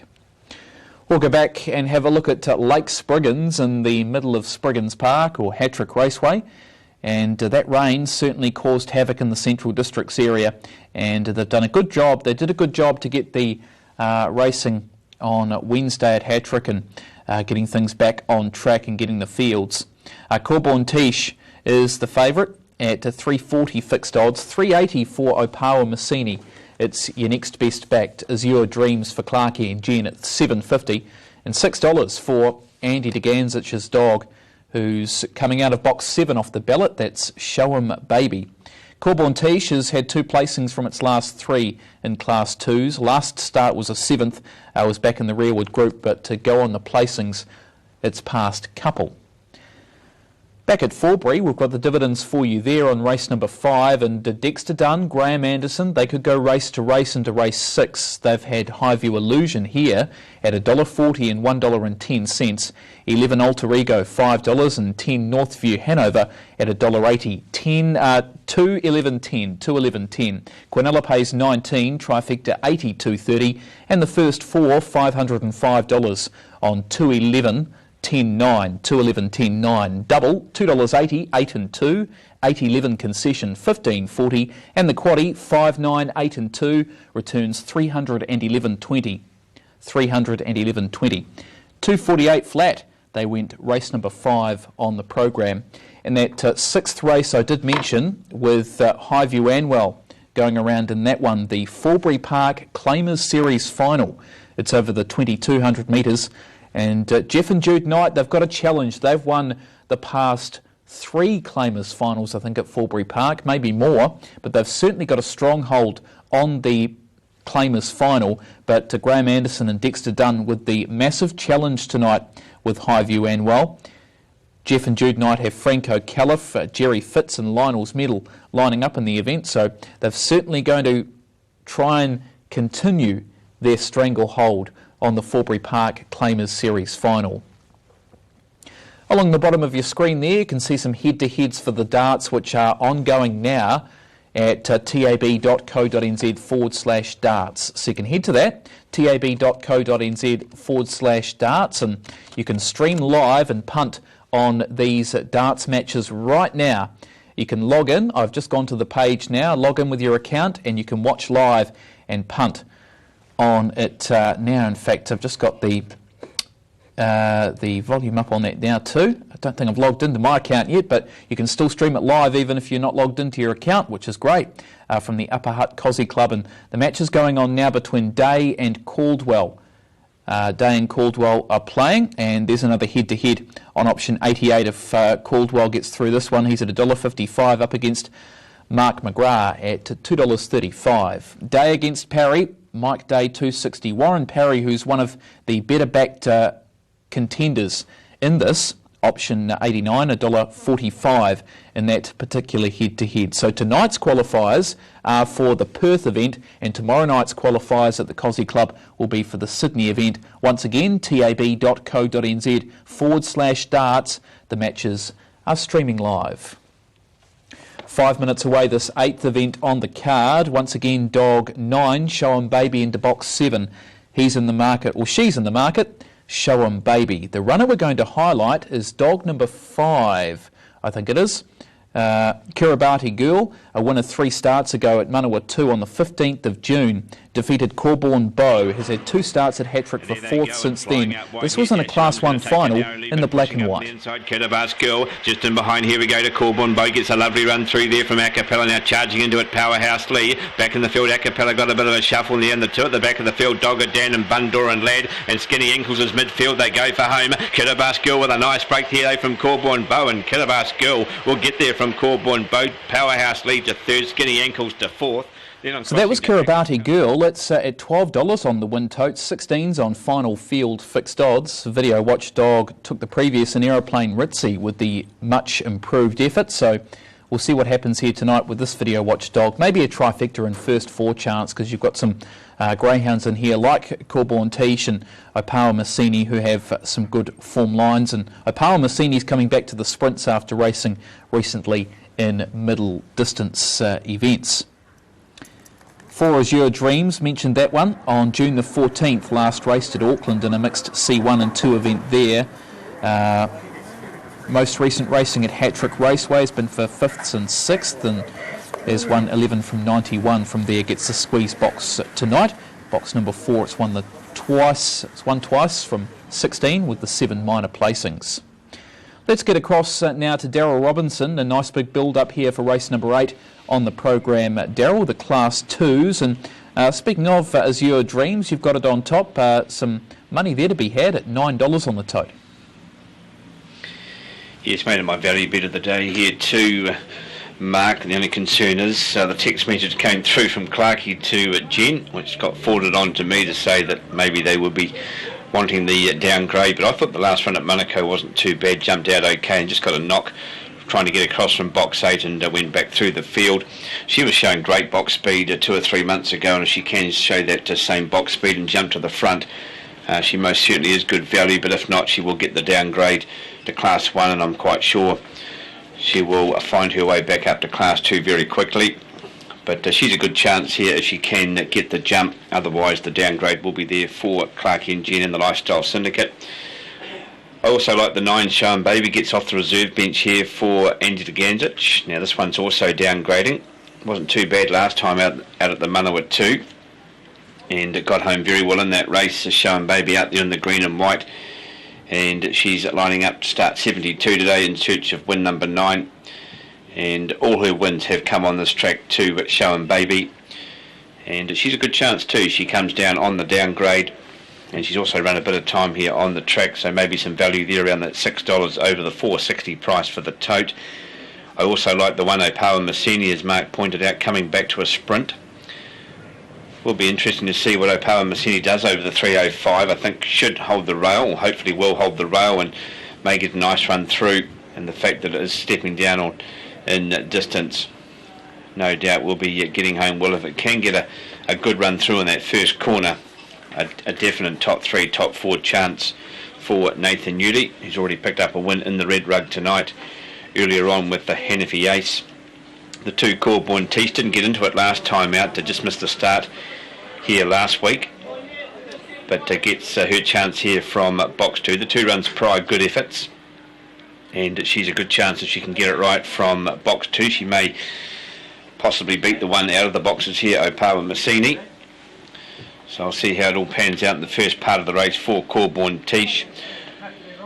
Other chances, a Kiribati Girl, another one that I had in my selections on Wednesday. She had box 1 on that occasion. The fact that she's gone to box 5, I've just sort of relegated her out of my selections, but she's a good chance that she can get the jump and get away from that squeeze draw. She has been racing very well for Sue and John Gommans, and if she can overcome the draw, the 5, she's right in this. Waimak Dave, the Southland specialist, been going okay too. Waimak Dave the last 3. Didn't go a bad race here. Showed box speed here 3 starts ago. In the last 2 runs, not too bad at all. Second at, third at the Manawa 2. And then last week here, didn't get the jump, but worked his way through the field and ended up in a midfield position. So he's not too bad. I suppose you could sort of make a claim that maybe Hattrick's the second best track behind Ascot Park. And at Waimak Dave, big money if you're a Waimak Dave fan, $14, 12s and 270 with the tote. Flying Blake out in box 8 for Leanne Bill. She couldn't get here on Wednesday, Leanne. She was, of course, trapped in. Her driveway, of course, was all flooded and pretty much lost a good part of her driveway. She couldn't get here on Wednesday, but she's able to get here tonight, Flying Blake and Leanne Bill. And out there in box 8, not his best box draw. He's yet to win from the 8. But as you can see in the form line, has been very consistent and has been in the first 4 the last 5 starts. And Corborn George here for John McInerney, another one that's picked up 2 out of 4 wins on the track. And first run in Class 2 back on the 13th of May, not too bad. Fresh up for this first run in 6 weeks. Alan Barnes' 65th birthday bash for the Class 2 sprinters. Corborn Tish comes into favouritism on the tote and with the book. Support 2 for Opawa Massini. We'll see what he can do coming down to the 3:05 distance. Show Baby gets into box 7. The reserve dog in the green and white. Race 8. Here at Hattrick, Bunny on its way as the rain stops. Ready. And racing and flying out there as Your Dreams is going to put 2 or 3 here now on Show Baby, trying to get into the races. Corborn Tish around the outside, Flying Blake, they've broken away on Corborn George just in behind here. Opawa Massini trying to get past a Kiribati Girl, and back in the field is Waimak Dave. They go for home, out wide, Show Baby charging. Show Baby, Corborn Tish very close here for 3rd. That's a toss up there between. We had Azure Dreams. Flying Blake was flying at it, could even get up to get 3rd there ahead of Azure Dreams, and not too far away. Opawa Massini got going late and getting a bit of a shuffle towards the back of the field. Kiribati Girl also, Waimak Dave copped a check across the top as well, and just up ahead of them, Corborn George. Well, the sweeper on the downgrade, and the reserve dog Show Baby will get this from Corborn Tish. I think Flying Blake has got up to take 3rd. It has. Well, Azure Dreams most certainly took the flyer, but found the lead, but we'll get the downgrade. 17.90 will be the time. And a big win here for the 9, Show Baby. Will come back ahead of the field for Angela Ganjic. He's been a good trainer right through his career, and he gets the win here with Show Baby, win number 9 overall and on the track. And it takes it out. Good effort by the 2 at Corborn Tish into 2nd, and Flying Blake gets that 3rd placing over the 4 Azure Dreams. 17.90 is the time, 1.5 3/4 by head, and 1 for the reserve bench here. Mark Show Baby start 72, win number 9 for Team de Ganjic. Yeah, got the opportunity to come off the ballot, didn't she? And she was downgrading and got into the field and got into box number 7 and delivers 460 and 159 Show Baby over 2 Corborn Tish at 140 and 8 Flying Blake. at $3. Quinella 2 and 9, $11.80. 9, 2 and 8, the trifecta, $139.40. First four of 9, 2, 8 and 4, $1,241.60. 9, 2, 8, 4. 2 and 9 double, $16.70. Concession 2 with 2 at $4. And from race day, you can see the triple trio result. That'll come through in a moment, but a carry forward, so some of it's been struck. 3,283 carried forward, and the concession paid $59.40. I can tell you 7.43 got through the second leg, 7.43, and in the end got the triple trio. We'll see the official result once it comes through from race day. Race 9 will kick off at the quaddie. That's the Whanganui Security Class 4. 5:20, due at 7:58. So 7:58 the start time of the first leg of the Whanganui TAB quaddie. And I can tell you, triple trio punters, 0.23 winning units there, collecting a slice of that main pool, 0.23. The concession, 7.20, collecting a dividend of $59.40. Okay, we've got Forbury Park, race number 6. That's on the way for us next on Trackside 1. Information coming through from Alexandra Park that their next event will be 7:46 the start time. 7:46 the start time of race number 4 after a fire alarm had everybody pouring out of Alexandra Park and the function centre. And everybody's back in now. They've got the all clear and will be underway at 7:46 for the next, if you did have a punt on race number 4 on the program. The recreational services, Fillies and Mares Mobile, race 4 due at 7:46, and if you were punting, race 10 on the program is set down for 10:46. Race number 10, 10:46, the start time of the last if you're having a punt. There's a look at our favourite at Forbury Park, and that is the heavily backed Highview Anwell, as this horse looks for 3 on the trot after winning its claiming event at Gore and put pay to them in pretty easy fashion that day, defeating Lionel's Medal, and then here Thursday last week beat Heretic Franco over the 2-2 and looks to go 3 on the trot and take this final. Double D and Graham Anderson, they look for race-to-race double. Jeff and Jude Knight, they've had a hold on this race for the past few years, this claimers final, and they've got 3 in the event, including Lionel's Medal, who's at 195 in the head-to-head, option 726. The outsider in that particular duel, sliding blinds on and the regular blinds off, the 9-year-old Lionel's Medal. Matthew Williamson takes the drive. There's Motu Speedy Star. Stevie Golding driving for Ian Latimer on the 10-year-old at start number 162. Found the line nicely on the 18th of June at the most recent Thursday meeting, running 4th. Dexter's gone out by 5 cents in that driver's challenge. He took the previous. He's gone from 105 out to 110 on the driver's challenge, up against any other individual driver who's at 550. So it's Dexter against the rest, option 712. There's a look at Franco Califf, the second of the night runners outside of Lionel's Medal and Jerry Fitz. Franco Califf, Brent Barclay did the driving. Forget the most recent outing when it was pulled up, had broken gear on that occasion, so not its fault. It was third at Gore 2 starts ago in that 1700 metre claimer, which Highview Anwell did the job nicely in the tough conditions there. Good look, looking well, $1.25 on the option of 706. This is the first leg of place 6 and also the first leg of a TAB double on the remaining 6 races on the card. Second leg, class 2s with conditions over the 2-2. Race 8, the class 3 to 7 handicap pace with the likes of Starsky's Dream, Odin Mac and Match Point, the Anderson runners which trifected Thursday of last week, lining up in that 8th event. Race 9 on the program has a 195 favourite, and Okai the New off the back marker set a track record a couple of Thursdays ago. Race 10 has got Jack Arembers as fixed favourite in that one, and race number 11, 340 for Mordecai, 270 for the black, and the last race number 11. A few of the favourite runners if you're taking a place 6 this evening. We'll come back to you, Jason Tees, ahead of race number 6 on the card, the Forbury Park Claimers Series final, and Well, Dexter Dunn and Graham Anderson, Highview and Well, can it do the 3 on the trot? I certainly do think it can, Mark. Yeah, $1.20 is pretty short, but yeah, look, the horses swept all before it in the 2 heats that it's competed in. Graham Anderson and Dexter Dunn, they're a formidable combination, and yeah, I think Highview and Well can do it. It's not going to have it all its own way. I think Motu Speedy Star's a big chance here. It's 18 and $6.10. I know it's only the 2 place dividends, which makes backing it each way tough, but $6 a place, I'm sure it can run second here. Was an eye-catching finish last week, running on and behind them.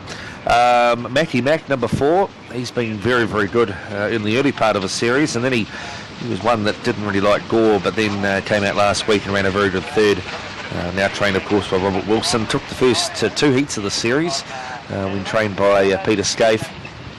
So Mackie Mac, yes, there's a chance. And Lionel's Medal, horse number 7.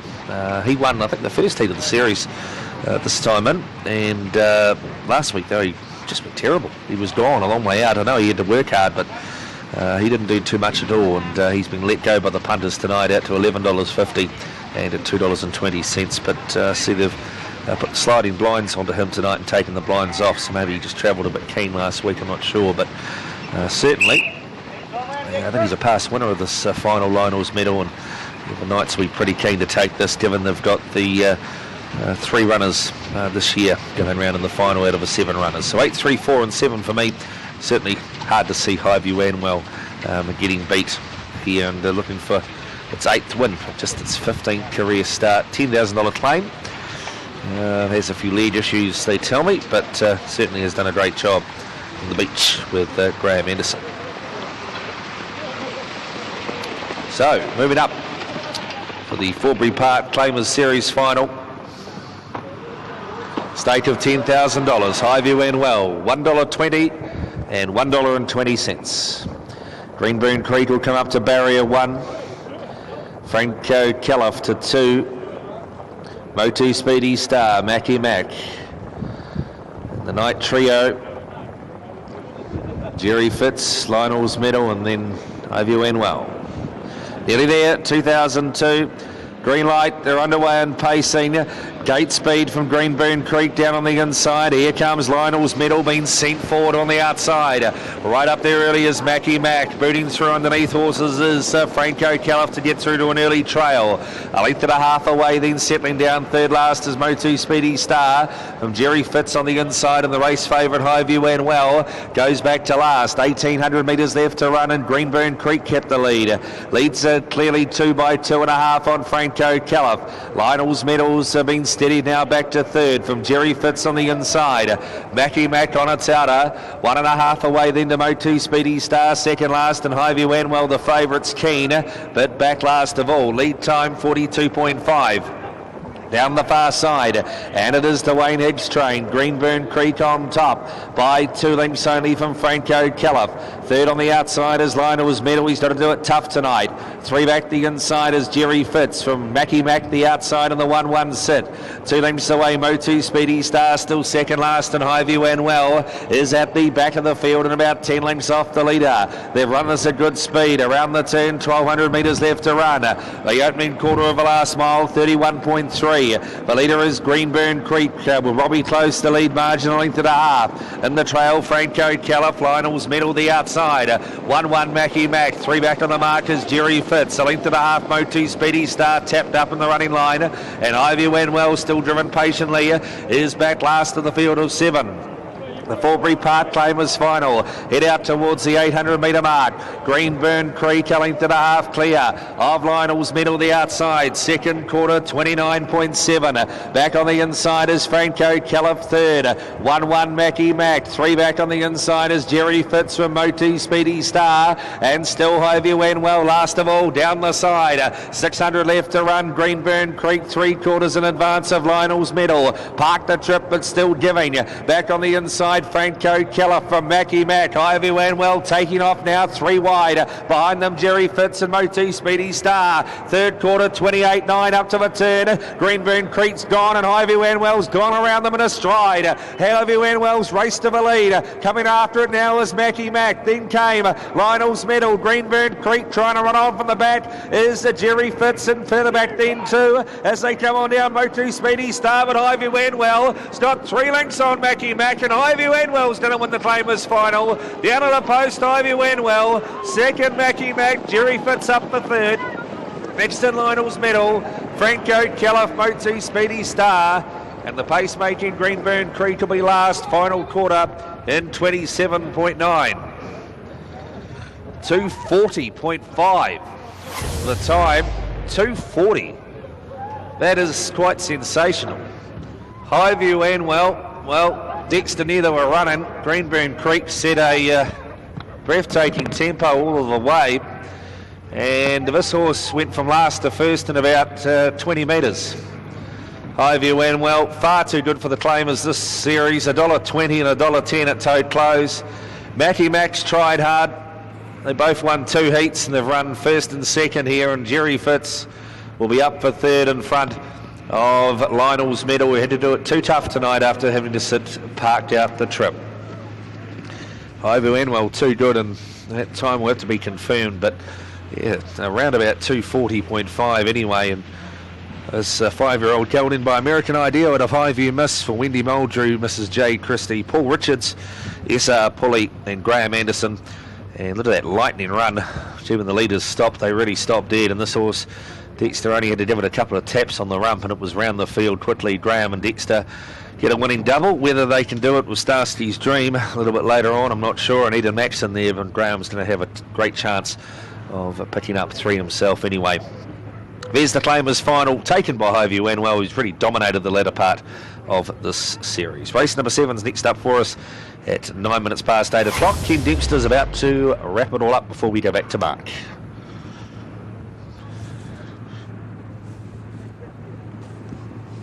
Forbury Park Claimers Series final, mobile pace, all places confirmed. The winner is 8 Highview Wanwell, then 4, 6, 7, 2, 3. The call again, 8, 4, 6, 7, 2, 3. The margins 3 lengths, 3.5 lengths, 2 lengths. The winner's time 240.9, a mile rate of 157.6. The last 800 57.4, the 400 27.9. To check in, 846723. Congratulations, Graham. And we'll look ahead to race number 7. That's due at 9 minutes after 8. To 9 after 8, second leg of place 6. The Pride's Easy Feed mobile pace over the 2-2. Well, it's been almost an hour. We've had a bit of action there at Alexandra Park in terms of off the track with the fire alarm going off there, but looks like Craig Thompson was set to get things back underway. Yeah, thanks, Mark. We're back a race, and I'll get the updated times as we go through the night. But at this stage, I think our last is about to go around about 10:45, somewhere around there anyway. But I'll get those times through from our racing manager here, Kevin Smith, and just see how we are looking for the rest of the night. Let's talk to a couple of leading contenders here with their respective charges. Miss Daisy, Robert Dunn, and also with Zach Butcher and Lightning Mac. Firstly, Robert Dunn with Miss Daisy. Robert, Miss Daisy's doing a good job. A good winner 2 starts ago. Last start, a nice 4th, and comes up with a good draw. She does. Last week she was probably a fraction short. She got crook during the week beforehand, and we had to take her out of the race she was going to be in. She recovered from that, just a wee bit of a cough. But she missed a little bit of work, Craig, and she was found wanting only the last 100. She's drawn to lead tonight in 2. She is a leader, and she's much better in front, and I think it's strong. But it is a strong field, mind you, and it was going to be I think it's going to be about a $3 or $4 favourite in that race, but she's good enough to be right there. Robert Dunn, and just at the end of the interview, I asked him what his best winning chances were tonight for Quaddy and pick 6 players later on the card. He thought Artful in race number 9. Race number 9, Artful, and he was said each way about Miss Daisy in race number 4. So if you're playing into the late quaddie, quite keen on race 9, horse number 4, Artful, and thought this one at the $10 was backable each way, race 4, number 2. Zach Butchie drives a favourite, number 6, Lightning Mac. Zach Lightning Mac, good pickup drive from Crowndale Giddy's barn, lovely 3-year-old. Stable, have you get any info on how to drive this one tonight? Yeah, I actually gave Dix a text today, and he said he's very versatile, so hopefully we can do a little bit of work with him any time in the race. We might look to go forward early, but we'll just see what happens. We'll play it by ear, and as you said, you're driving for Crown, he's going to be pretty spot on tonight, so he'll be thereabouts. Yeah, this one, 3-year-old filly, hasn't raced right-handed so far, and it's never easy coming to the park first up when you're drawn out a little bit, and there's some real good gate speed in this race with runners 2, 3 and 4 that can all leave the gate, and out wide Cyclone Kate and Unforgiving, good beginners as well. So very interesting with Robert Dunn's theory that Miss Daisy will go forward from the draw. I'm predicting this race will be run at a true tempo. I'm quite keen each way on the last horse in the book on number 10, She's Smooth. If they do run along a bit, it'll suit her. She's coming out of that race behind Brackenridge 2 starts ago. She was unlucky, and second behind God Forbid last week. We saw horses out of that race like Rocker Band go on to win next start. I thought she's backable each way. Horse 10, She's Smooth, Brett Mangos takes the drive. I thought Cyclone Kate's racing enormous. Connections on track. Just talking to a couple of them here at the moment. Ant Strawn, Mark Lyons. I think Kyle Mills is on his way to the track. I think Gareth Dixon's overseas at the moment. So Cyclone Kate, lovely filly by Mac 3. Good enough to win nearly $100,000. And back in form in the last 2 starts with a win in a second. Got to have her in. I thought Unforgiving, much better by her standards last start behind Geisha Girl. And yes, Lightning Mac, done about the $2.70. I think can win the race, but it's a big ass first arm right-handed and just drawn a little bit awkwardly. So definitely in the mix, runner number 6, Lightning Mac. Hearing through from the racing desk, $5,000 on runner number 6, Lightning Mac. Best back runner through from Sal at the racing desk. Race 4, horse 6, Lightning Mac, $5,000 a win. Aaron, what does it come to you? This is a good field. I think plenty of form will come out of it. You're with number 6, Lightning Mac. Yeah, I'm going with Lightning Mac. Her form down south has been pretty good. She's won 5.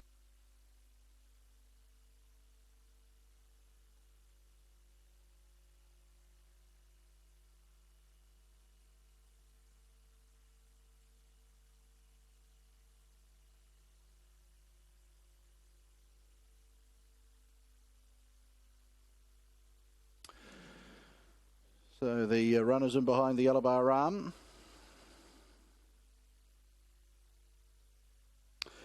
Thank you, Craig. And Lightning Mark out of barrier 6. Zach Butcher in the red cap for Crandell Getty. That's our favourite as the contestants work into the lane. 2,200 metres the journey. Starter Frankie Phelan activates the green light and they're off, and Miss Daisy Real Talk clear the mobile well with twice to the Delight on the inside. Follow Bronze Over.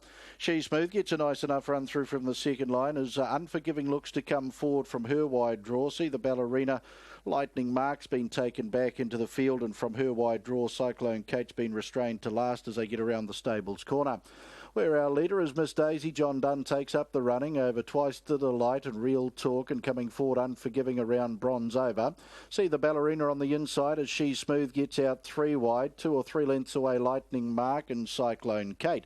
Through the back they go in the Recreational Services Fillies and Mares, and they're getting down to the 1600 in lead time, and they cut that out in 43.8. And it's Miss Daisy a length and a half. Twice the Delight and the Jones boy Mark Jones in the trail is coming up. She's Smooth sitting outside the speed. I don't think the lead's there for She's Smooth. She's pacing roughly though around that showgrounds turn, and she's galloped for a few strides here. Unforgiving is on her back on the inside then to see the Ballerina. She's Smooth still very uneven sitting park, so Unforgiving will come around her. They're followed by Real Talk, and back in the field then to a Bronze Over, and Josh Dickey is getting around that as Lightning Mark. Zach Butcher gets the favourite into the contest as they work through the lane. 30 and 4 the opening quarter. and Cyclone Kate gets a drive forward on the back of the favourite. Judd Bell, 1 to go. Miss Daisy into the final circuit over Lightning Mark, right there now, second and parked. Cyclone Kate moves up stylishly out 3 wide. Twice the Delight has the nice run in the trail, Unforgiving, and the Reed Man now 3 back and 1 off as Cyclone Kate's got outside the leader for the Wizard Todd Mitchell. See the Ballerina and the Iceman Tony Hill, he 3 back on the inside. She's Smooth well back with Real Talk and Blair Orange, and back on the inside Bronze Over. 30 and 7 the second quarter. Miss Daisy takes them through the back the final time. Leading by a length Cyclone Kate. Twice the Delight's had the nice gorgeous run in the trail throughout. Will wait the passing lane. Unforgiving looks to get around Lightning Mark. Will Zach come out? He stayed in. Has he, Zach? Yes, he has stayed in. The 1-1 as Unforgiving puts the favourite in a pocket now. Then see the Ballerina, She's Smooth, Bronze Over, Real Talk, 28 and 5 the quarter down the back, where Miss Daisy to bring them home over Cyclone Kate. Unforgiving back on the inside is Twice the Delight, then Lightning Mark. She's not doing enough at this stage. The favourite down the outside, Real Talk. Miss Daisy kicks away a length over Cyclone Kate. Miss Daisy going great guns here. John Dunn, he's going to secure his second victory on the program tonight. Beautiful front running drive. Miss Daisy in. Cyclone Kate, Unforgiving, Lightning Mark 4th. They were followed Twice the Delight, See the Ballerina, Real Talk, Bronze Over, and She's Smooth in 241.6. The final quarter in 28. The half in 56.6. Lovely front running John Dunn drive to get Miss Daisy home. The second on the program for the stock of Bettor's Delight. The second for J and J.R. Dunn. And nice win. Miss Daisy. Cyclone Kate, a brave run from her wide draw. Unforgiving's been good. Lightning Mark, 4th will be her lot. First look at Alexandra Park. But a nice win here by Miss Daisy in the 4th, the Recreational Services, Fillies and Mares.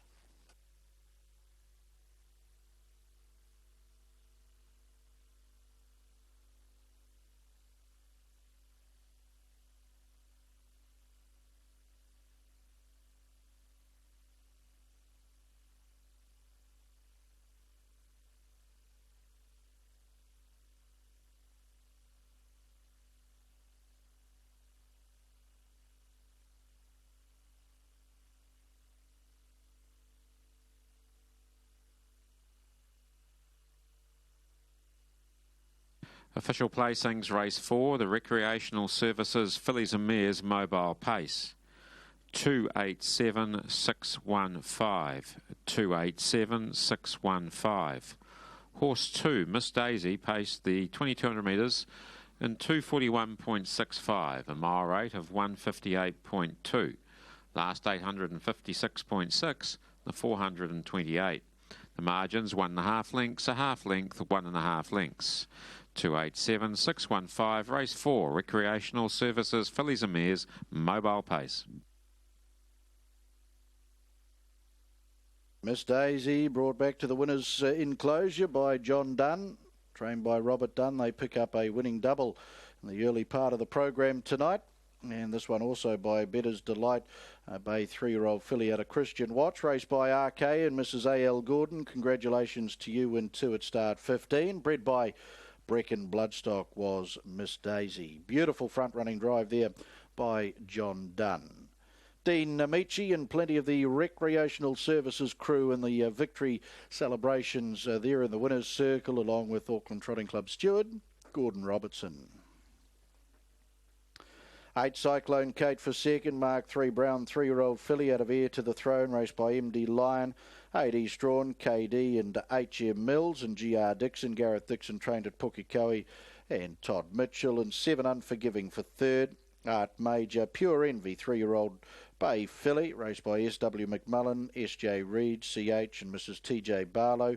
JA and Mrs. TC Screen, Stephen Reid, Simon McMullen prepared at Pukekohe, and Stephen Reid. 2 Miss Daisy, $11.50 and $2.80, $11.50, $2.80. 8 Cyclone Kate, $1.40, $1.40. 7 Unforgiving at $3.30, $3.30. Quinella, $33.40, $33.40. Trifecta, $550.50, $550.50. First 4, $3,432, $3,432. second double on the program tonight. The J and JR Done double, 10 and 2. $87.50, $87.50, and the concession 10 with 8, $58.30, $58.30. Race 5 opens pick 6 tonight, ladies and gentlemen. We chase a guaranteed pool of struck of $25,000.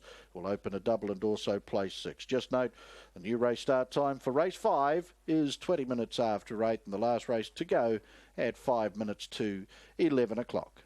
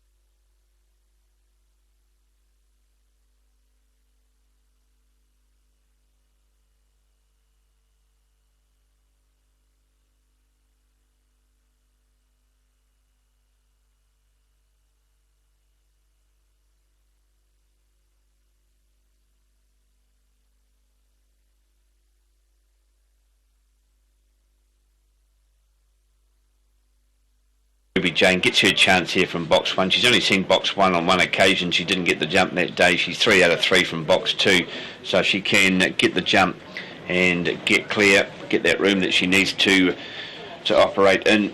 She's a big chance, and she could easily set them up. She has run some very good time around the track. She actually does have the best PB coming into this 29.84, and if she can just get clear in the early part of the race, I think she's a good chance and a good value to it. 4.40 most certainly gets her chance, as does Corborn Matty, if he can find the front 2, as he did here last Friday. Outside of that, big night here for Nitro Mary. She's having her toughest assignment tonight. She comes up to a Class 4 company. She has done a good job so far in her 16 starts for Gary Ross, Sarah Voice and Frank Manclark, and looking to test the water here in Class 4 tonight, Nitro Mary, and currently she is the favourite on the tote at this stage, $4, so if you are going to put a couple of dollars on Mary, go with the fixed odds of $8. You are getting a better price on option 909 over the tote price here of $4, so currently tote favourite Nitro Mary. Premier Division, of course, contested the Breeders. Wasn't a bad run too in the heat, and of course in the final ended up in 5th place. Comes away from that into a straight Class 4, and right in this race to Premier Division, and this one's the opposite. This one's paying $6.50 with the book, and you are getting $10 on the tote for Premier Division. Will possibly go a lot better here in a straight Class 4. Greater Jack's looked good in the last 3 starts. I thought was going to win last time out, was really rushing home and timing the run very well here last Friday, and also the run here 3 back made up plenty of ground too, and it got into second. Just sort of gives you the impression, if he can get nice and handy and get the jump in behind the pacemakers, he could be good enough to finish over the top, and a good chance here to Greater Jack if he can get some luck. And currently tote favourite, joint now tote favourite number 1 with the 7, and Nitro Mary now goes out to $4.40, so plenty of changes going on here in this market. Also a bit of support here for Premier Division, so the 1 right in the mix, the 7 Greater Jack, and also Premier Division now coming into $7 with the book. Trident's out there in box 8, probably not the best box draws for him. He brings up the half century tonight too. Trident start number 50 out there in box 8, and Arcane Sabre also coming up to a Class 4 company after picking up a nice win here in Class 2 and 3 last Friday, and that was from box 3 into box 2 here for Arcane Sabre. Has run a bit of time on the track as well, and just the 30 starts, so still getting up there, Arcane Sabre. And another one that provides plenty of value in this $9, 11s and $3.80. Quaddie pool getting very close to $3,000. Good luck with your quaddie. and probably hard to find an anchor or two in the quaddie tonight. Some good fields to finish off the last 4 races here at Hattrick. So good luck. And we'll see how this race pans out. The favourite on the tote is the 7, Graded Jack. Shall I say with the book, Graded Jack, and on the tote, now the 1, Sweet Ruby Jane. All up there now for the Wanganui Security for the Class 4s. Bunny on its way, ready, first leg of the quaddie.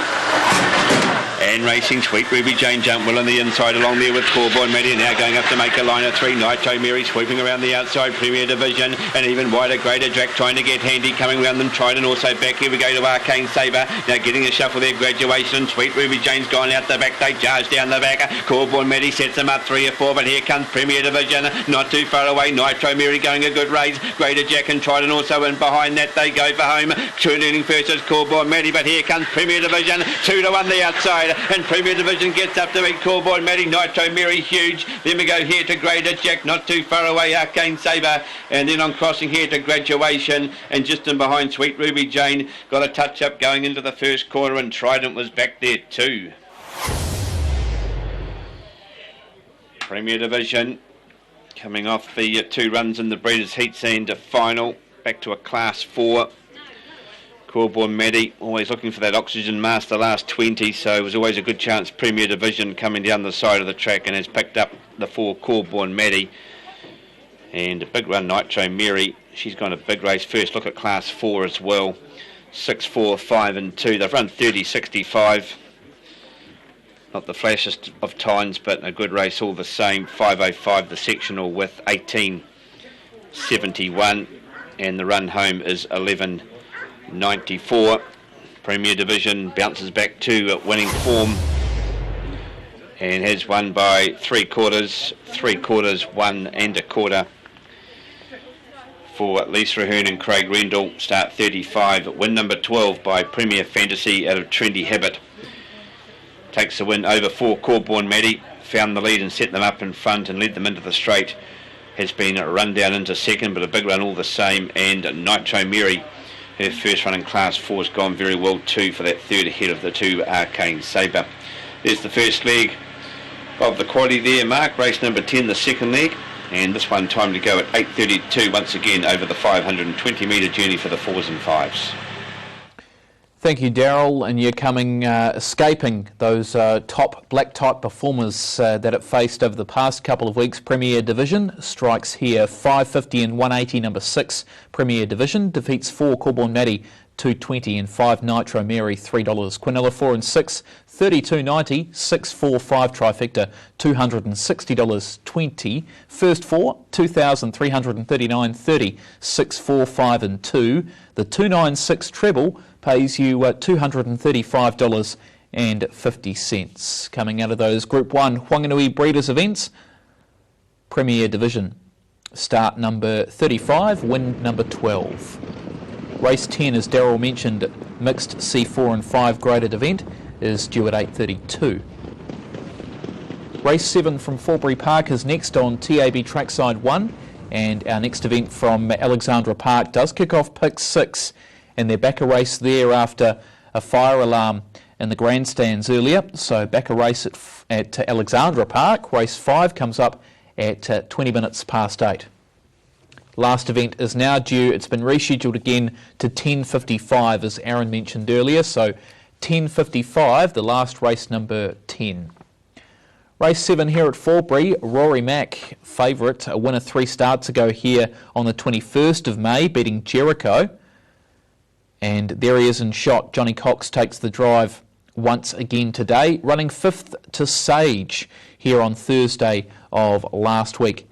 It's a 3.40 across the board favourite. Support for Uncle Ben as well. Uncle Ben last week started favourite for its resuming run and was beaten 2 lengths in that Sage race, in which Rory Mack ran 5th, Uncle Ben ran 6th, and that was first up for a year, Uncle Ben, and should strip fitter for that. So the performance there, very nice for the 4-year-old at its first up run. It is up against Rory Mack in the head-to-head. 195 plays $1.75 on option 727. There's Drive the Dream. Craig Ferguson top junior driver, driving the Daughter of Artificial from Barry at number 2 for Wayne Adams. 6 in the book is Jack Amara. Shane Walkinshaw takes the drive, an Ascot Park winner over Peniana 2 starts ago. Peniana raced in race number 4 tonight. There's a look at Uncle Ben. Back at the races today, second run back for a year. Looking to atone for its time off and pick up a victory. Dexter Dunn back into 105. He was out to 110 prior to race number 6 tonight, but then obviously picking up that win in the previous with Highview Anwell in the Claimers Series final. He's back in to 105, option 712. That's certainly better than the $1.02 or the $1.01, the previous meeting on the Thursday night up against any other individual driver. You're getting $10 across for Drive the Dream, by the way, outside of the 8 and the 5. Number 9 is Sammy the Bull off the outside of the front. Wide draw to contend with. Did run 4th in that Sage race, beating home Uncle Ben and Rory Mack. But does have a disadvantage with that draw tonight. The son of Better's Delight at start number 67. It's at $12 the tote, 10s on the options. Similar price to Maritime Arden. Robbie Holmes for Mark Jones. Mark has had success up at Alexandra Park tonight and could have some more in tonight's Winter Cup with the resuming Sevilla Patrol in the first leg of that bonus quaddie, which has been rescheduled to 9:24 with the 10,000 bonus. And Mark Jones with Maritime Arden here, the Daughter of Some Beach Somewhere, who was a winner from a standing start 2 starts ago in C1. In the Sage race on Thursday of last week, the C2 Mobile just plugged away and finished around about 8 3/4 behind the winner. Robbie Close retains the drive. He's there competing, isn't he, for that junior drivers premiership. A wee bit behind Craig Ferguson now, the Australasian young drivers current champion.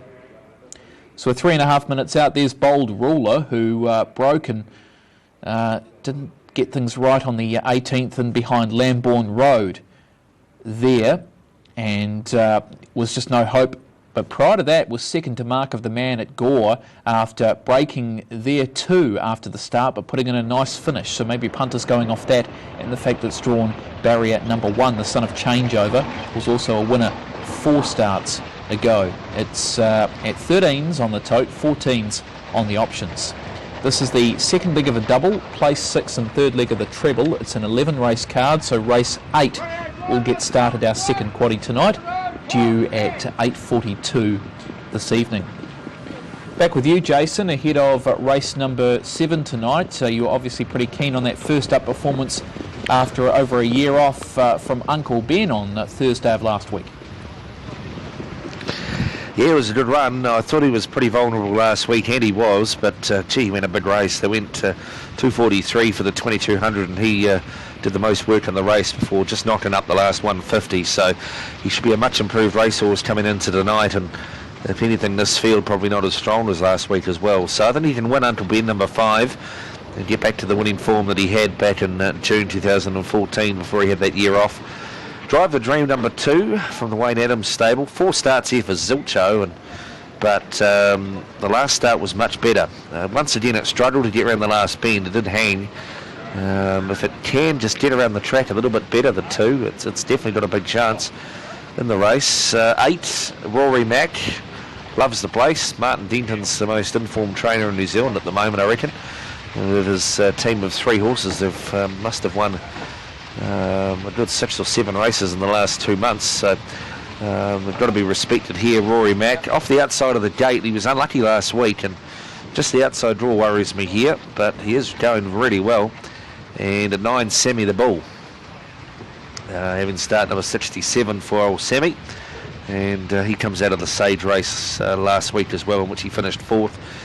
Off the outside of the gate, he's got to work pretty hard too, but we know he's a quality individual when he's right, and this is a pretty much a drop back for him as well. He's sort of used to racing in these 2 or 3 win, 4 win races, standing start races even, and he's going to relish being back in this grade tonight behind the gate. 5, 2, 8 and 9, the way I see it, in race number 7 on the card. Hudson Sully's back in here, the Sprint Series winner at his last start. Big upset it was too that night. Katie Cox drove then and drives again tonight. 31s and 7s, and once again he's a horse that has been competitive in some much better races. So maybe he's not the worst in the field, horse number 4. Actually looking forward to that next race on the card, the Rico Handicap Pace.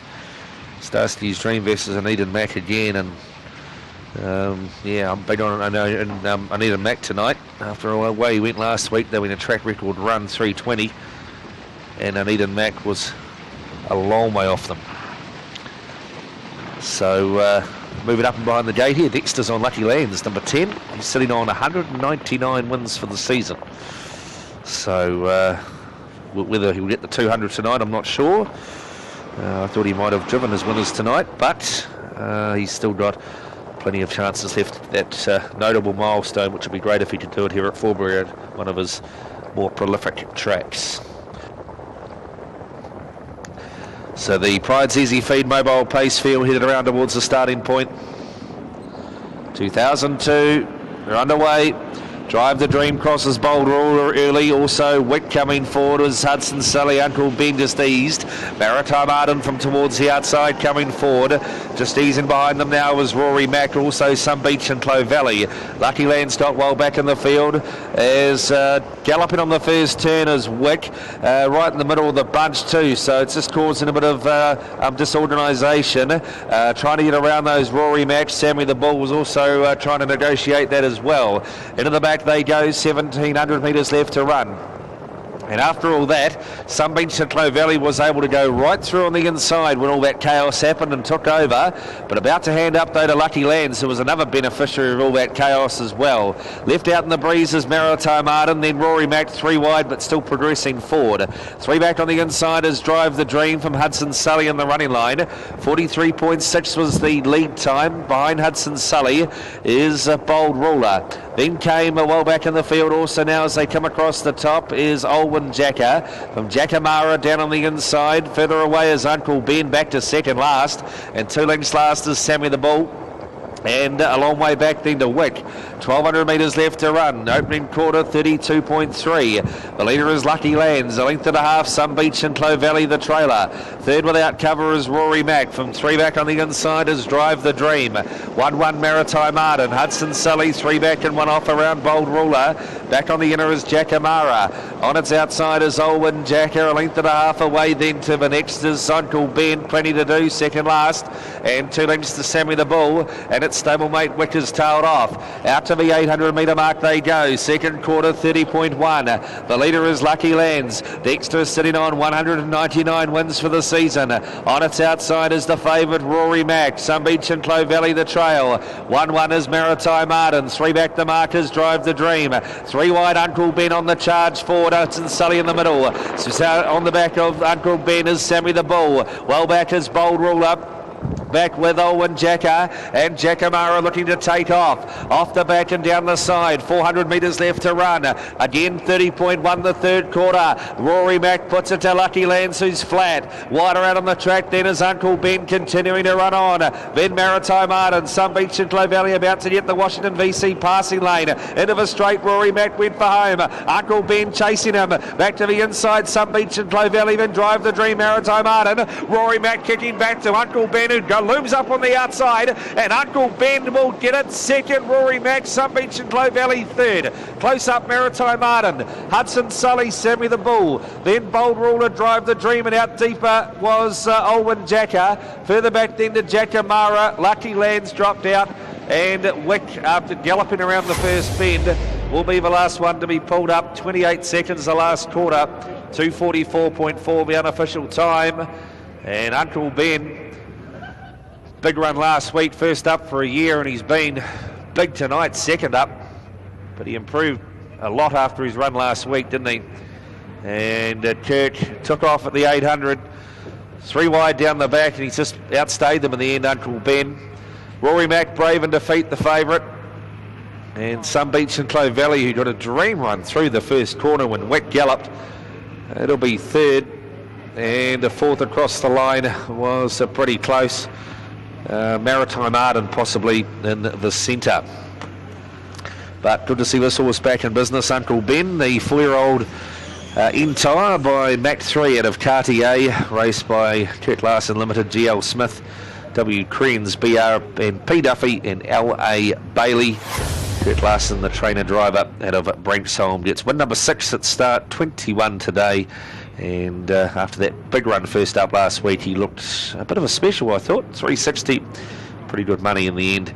And he's going to keep on winning because he had to do it tough tonight. He didn't get it easy. Rory Mack's gone well in second. And the third across the line will be Sunbeach and Clovelly, who was backed up its win last start with a pretty good run for third. Race 8 on the card is one of our features tonight. Not so much stake-wise, but certainly class-wise. Starsty's Dream versus Oneida. Max should be a great race. Dexter gets his chance to get to 200 and his best chance of his drives remaining. Ken Dempster about to wrap it all up before we go back to Alexandra Park. In fact, Thank you, Jason. We'll leave it there. First leg of the quaddie for you, as you mentioned, that really good race coming up at 8:42, race 8. We'll tidy up the result as we have it. 5 Uncle Ben, 360, 160, 8 Rory Mack, $1.50, and 11 Sunbeach and Clovelly, 440. Quinella 5 and 8, 260, 5, 8, 11 trifecta, 145.70. First 4 paid 912.80. 8 and 5 double, 390, concession all the 8s, 160, and the 285 treble at $6.90. After race number 7, Uncle Ben, good performance first up from a year, second up from a year off, takes the prize in race number 7 on the program. Well, we are about to get pick 6 underway on TAB Trackside 1, guaranteed at $25,000, and the favourite for the first leg, which is for the trotters, is Summer Vacation off the 20 metres at $4.10 and $2.10, $3.70 on the options betting, out to Mob Star, who's at $6.50 with the bookies, and then 7s for Djokovic. Alana Hall at $8 off the front, and Moment of Truth at $8 in the hands of Todd Mitchell. 4.5 minutes out here. Craig Thompson ahead of race number 5 gets your pick 6 underway tonight. It does, Mark. A little bit of a tricky leg to start the pick 6. Favoured runners are drawn off the handicaps here. Summer Vacation off the 20-metre mark, fresh off that third behind Barry last start, and not a bad run behind One Over the Moon from the Mobile to start before. Tim Trathan takes the drive. Nice type, suited to the longer trips, I feel, than the shorter races like the 1700 and the 2200. So I thought Summer Vacation, unlucky last week, certainly can win. I think the best value in the race, and it's halved its quote, is Moment of Truth. $16 this morning into $8 at the moment. Just note the gear change on him tonight. He raced with a Murphy blind. He trialled here on Saturday, and he was mighty impressive. Chasing win number 24 tonight, Moment of Truth. What a wonderful horse he's been. 154 starts, 23 wins. He's won over $200,000. The rising 13-year-old worked really well on Saturday, Moment of Truth, and I thought he's an upset chance tonight. He's not upset now. He's around about your third or fourth favourite in the betting. Pick 6 guaranteed at $25,000, and you've still got some 3.5 minutes to get involved. Third favourite is Alana Hall. Earlier in the night, I caught up with Zach Butcher. Zach, you drive stable runner Alana Hall. Mobile last start, unfortunately had a gallop behind Beatty Love. Back to the stand tonight. Looks a nice race for her, though. Yeah, it does. 2700 should suit her. Probably a wee bit my fault rushing her a wee bit last start. That's the reason she galloped. So I don't hesitate too much on her tonight. I still think she'll do it right. So all going well with her. Hopefully we get a good run. There's a few in there that are going to be hard to beat, but she's an honest wee filling, and she'll be right there. Yeah, she's no superstar, Alana Hall, but prior to that last start mistake, she was very consistent, and I think this race is better suited to her. One start at 2700 was placed, and it looks a front row where she can step and be there if she trailed the likes of Djokovic or Makarewa Jake. They're usually good beginners. She'd be right in this race. I think her best chance of winning this race is to pick up a trail and one run at them. I think she's got a good little finish on her when you don't do much with her, and that's how I think she'll be driven tonight. Alana Hall, Zach Butcher aboard, got to have her in your top 3 or 4, and a chance in pick 6 tonight, the first leg. I marked them 11 on top to beat 10, Moment of Truth. 1 Alana Hall, and I thought 5 Djokovic better last week as we thought he'd go. He was downgraded. He's now to C1, so he gets in off the front here.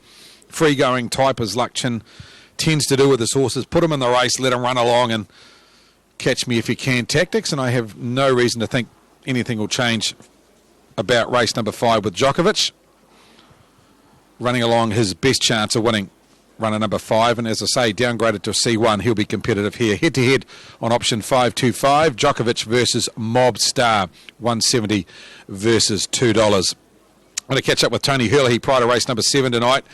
Have a talk to him about his 4 chances in the Winter Cup. That's right, 4. Vice Consul Darcy, the Fascinator, and Johnny Fox. We'll get his thoughts on One Over the Moon, heading towards Australia, hopefully after a good run in the next week or two here at Alexandra Park before heading across the Tasman. Tony Hurley prior to race number 7. We'll talk to him. Aaron White, a minute out from first egg of pick 6 tonight. Summer vacation was luckless last week with Michael Blakemore aboard. Tim Trathan takes the drive tonight. I'm going to stick with the summer vacation. He wouldn't have been able to place Craig in the feature trot tonight, so I'll take this option, and he's a definite winning chance here, $3.90 and $2, offering up a nice each way quote with the $2 back for the place. 5, Djokovic, he's coming right back into form. He was game win second last week in behind Barry.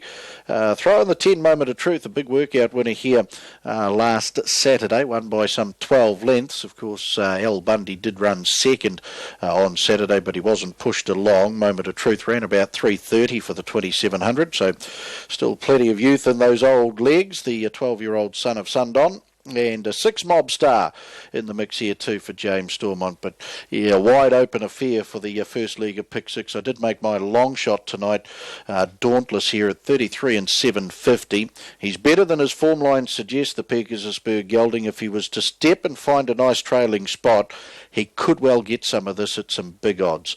11, 5, 10, 6, my long shot tonight, the 2 Dauntless. Yeah, Brett Edwards takes the drive on Dauntless tonight for Ted Edwards, the son of Pegasus Spur. Yes, Moment of Truth led them all the way in that workout on Saturday, Aaron, and Al Bundy, they were just running to the clock. He was a long way behind him, but not pushed along. Moment of Truth won that trial by around about 10 lengths, and very impressive. Trotted 3:30 for the 2700 metres. If he does that tonight in race number 5, he'll take some sort of beating. That horse on screen 9, I Got Rhythm's got ability. Blair Orange takes the drive. I think will suit this mare by Majestic Sun out of Allegro Agitato. Paraded very well. Look at her. And she looked well. Runner number 9, I Got Rhythm. A lot of ability to be making mistakes. The key to her is a good beginning, but no doubting the ability. Runner number 9, and she's at a quote of $13. I Got Rhythm, trained by Ronnie Lauren at Cambridge. Outside the top 4 favourites, Mob Star's got money, and so is Terrascova at around about the $10. Let's.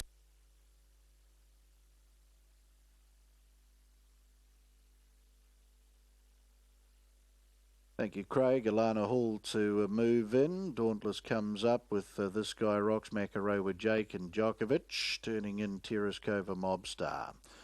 It's the front tape. Tourbillon from 10 behind with I Got Rhythm and Moment of Truth. As the barrier strands released, This Guy Rock stood on the mark, and he goes back to last. He's down and trotting now, but he's back with the back markers. First away is Djokovic for Luckchin. Will take them on to the showgrounds turn. Away by a half a dozen, Alana Hall. Mob Star up on the outside, just trotting roughly there going into the showgrounds turn is Mob Star. Just to his inside was Terrascova, and on the inside of that pair was Makarova Jake, a length and a quarter off those to Tourbillon, then Moment of Truth.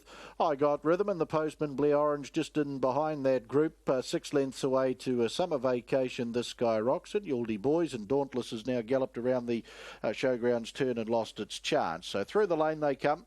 2100 to go in the United Truck Parts Handicap Trot, the opening leg of pick 6, and Mob Star balanced up and looking for the lead off Djokovic. Luckchin's never too keen to hand up the lead, and again tonight, so James Stormont will drop down and get the trail. Alana Hall 3 back on the inside. Terrascova 4th and parked around Makarova Jake, Moment of Truth and the Wizard Todd Mitchell 1-1.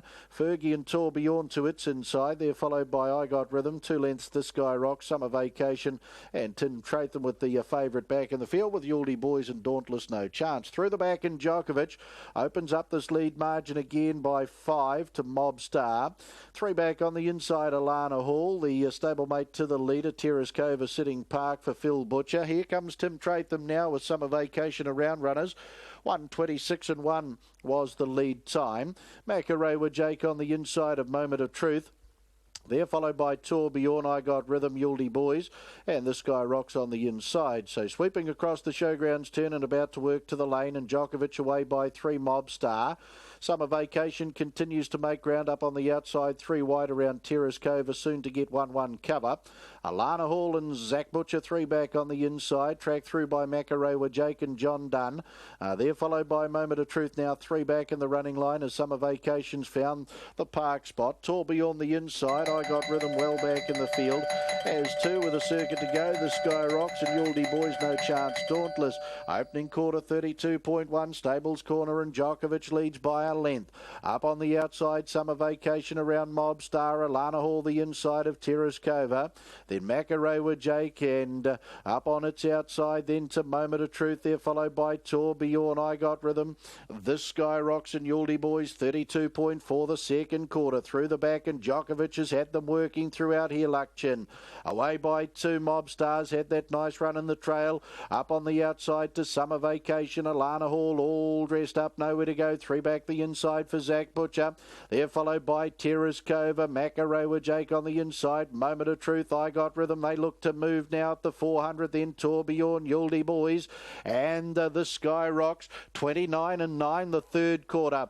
Djokovic with Summer Vacation a length away. Mobstar for the passing lane. Terrace Cova, Moment of Truth to the outside. Alana Hall about to get through on the passing lane as well, homeward bound.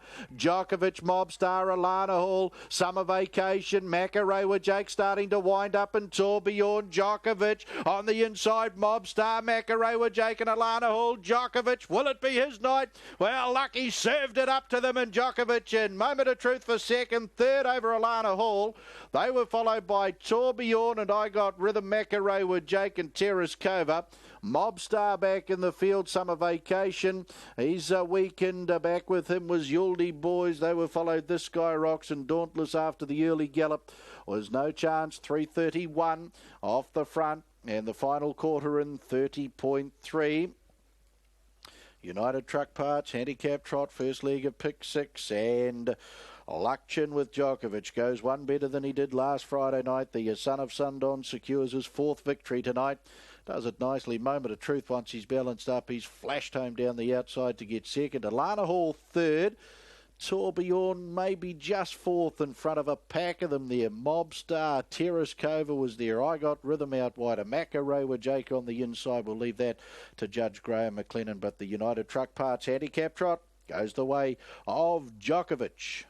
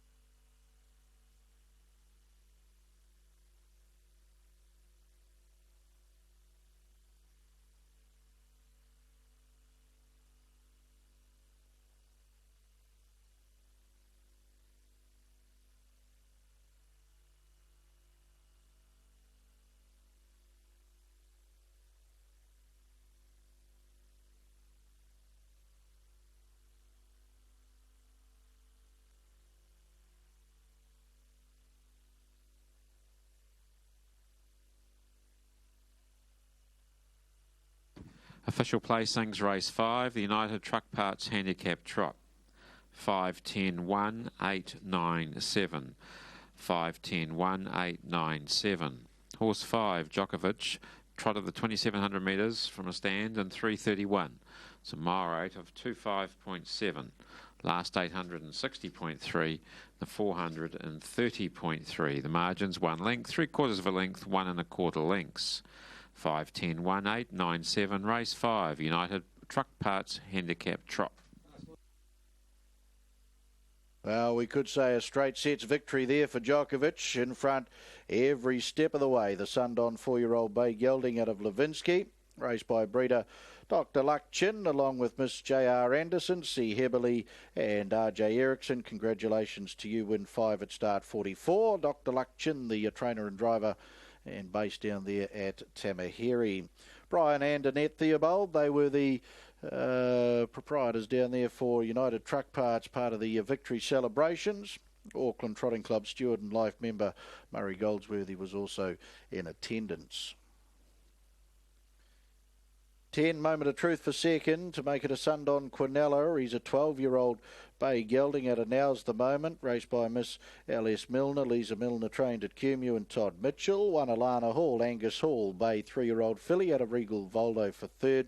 Bracken Farms, the Good Sports Syndicate to own. Barry Purdon trained at Clevedon and Zach Butcher. Totes in the first leg of pick 6, 5 Djokovic, 570 and 230, 570, 230, 10 Moment of Truth, $2.30, 230, 1 Alana Hall, 230, 230. Quinella 21.20, 21.20, trifecta 248.70, 248.70. First four, $2,046, 2,046. The early quaddie, 4, 10, 2 and a 5. Pommy Roy defy the odds. Miss Daisy and now Djokovic, $9,240.70. $9,240.70. Pick 6 after the first leg, 11,153.2 live after Djokovic securing the first leg of pick 6.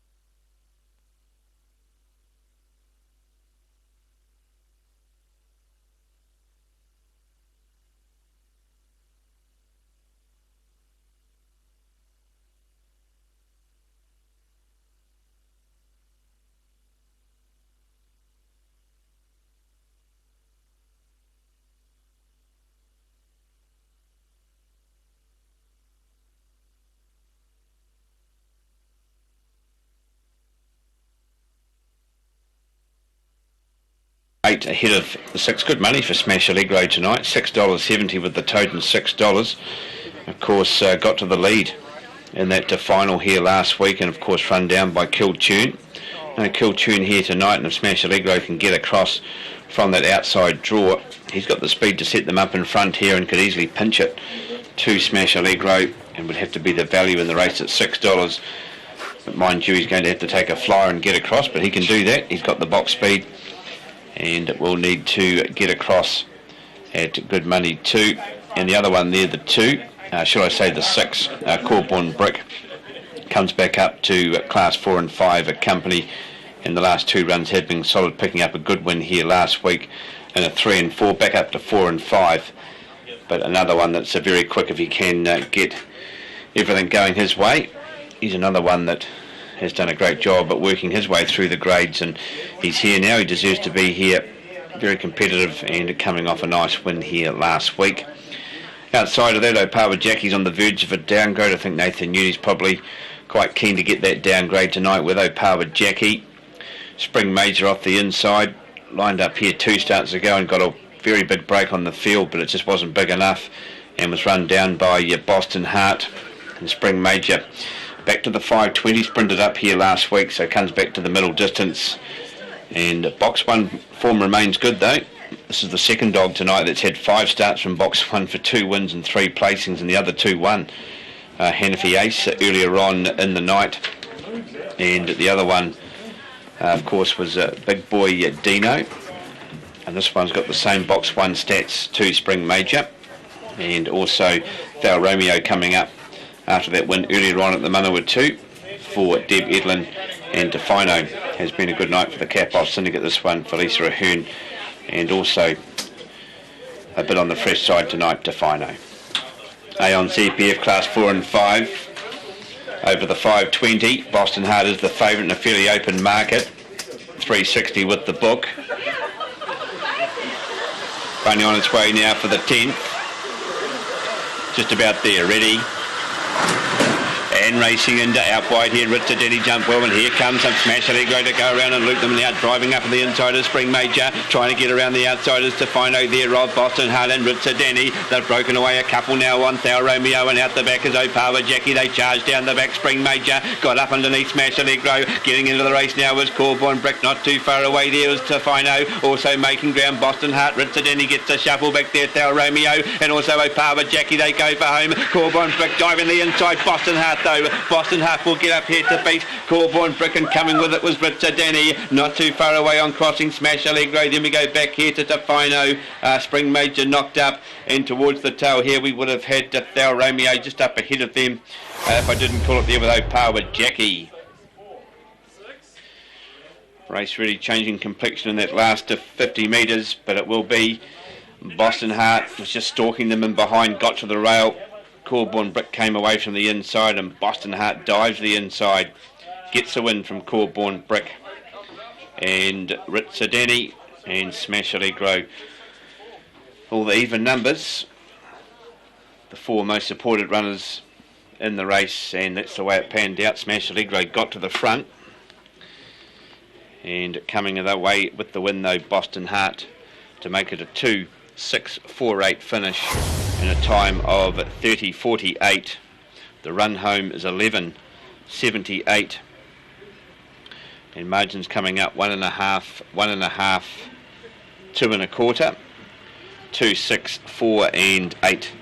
Boston Heart gets that win number 11, picked up a good win here 2 weeks ago, Mark, and has done it all over again. You can see it was just stalking the leaders, coming round the bend, got the inside run and takes it out for Angela Tumult. Good on you, thanks for that, Daryl. Boston Heart, that's win number 11 at start 42, and first win out of the two box, paying $4.70 and $1.90 to Boston Heart, defeating 6 Corborn Brick $1.60, and 4 Richard Denny $1.80. Quinella $6.80, trifecta $50.60, and the first 4 paid $151.20. 2, 6, 4 and 8. 6 and 2 double, 33 even. 6 and 6 concession, $11. So race number 11 tonight is set down for 3 minutes after 9 o'clock. This is our next on TAB Side 1. The second quaddie at Forbury Park is due in around about 6.5 minutes from now, with the 8th, which is the running of the Rico Handicap Pace, one of the features of the night. Starsky's Dream was a winner the other day, $2.20 and $1.15, was a winner over its stablemates here, Match Point and Oneiden Mac, and they all line up in this one here. They had the trifecta on Thursday of last week. Can they do it again? They've got 2 in the market, Graham Anderson, as he looks for another win, and he's got 3 chances in race number 8, which is 6 minutes away. For over 50 years, Livermole has been Australia's leading coat conditioner for weanlings, yearlings, show, stud, stock and racing animals. Its proven formula uses ingredients selected for their ability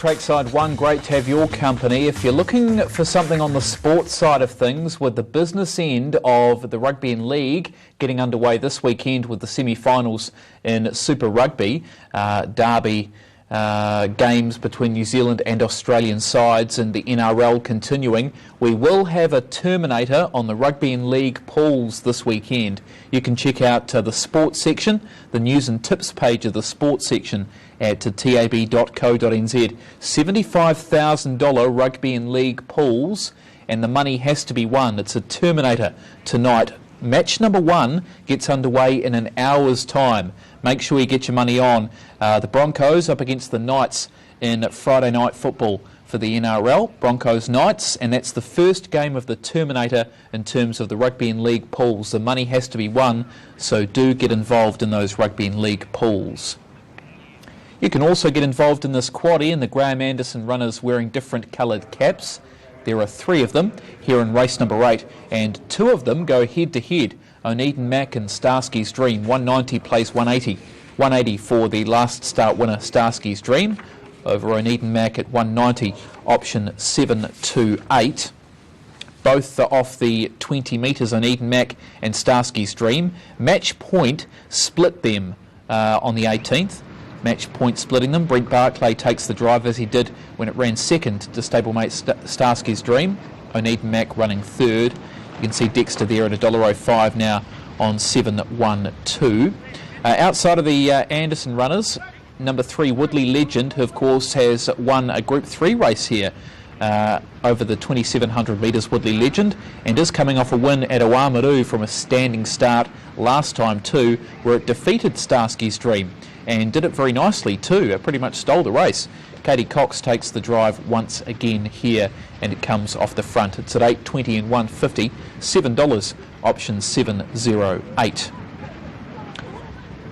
We're over to you, Jason Tees, for the 8th and first leg of this quaddie tonight. And Graham Anderson, he's got huge chances in this 8th event, the Ricoh Handicap Pace. Yeah, exactly right. He got the trifecta in the mobile race last week, in which they win a track record time of 3:20 odd, set up by Starsky's Dream. And the run of that race outside of the winner was Oneiden Mac. Was still last in the turn, made up many lengths, and I think should have won if it was closer to Starsky's Dream. So gets its chance to turn the tables tonight. Well, the late money's come for Starsky's Dream though, now into 220 and 120. Oneiden Mac was favourite up until, well, last time I glanced at the board really. $2.80 and 120 now for Oneiden Mac. They should be 1-2, and I see, interestingly enough, Starsky's Dream and also the other stable, Oneiden Mac, both head up to Red Eora on Sunday for the Winter Cup up there, and they look big chances in the race off 20 metres again. If one of them wins, I guess they get re-handicapped, but they both head up there, so big weekend assignments for, I guess, both drivers and the horses. Outside of those 2, 6 Match Point, nothing wrong with its run last week, and it's $15. Into a much better quote for a place though. $2.40 was $4 before, and that was silly money. $2.40. It must be a big chance again. Match Point. That was its first up run since April, and it chased resolutely.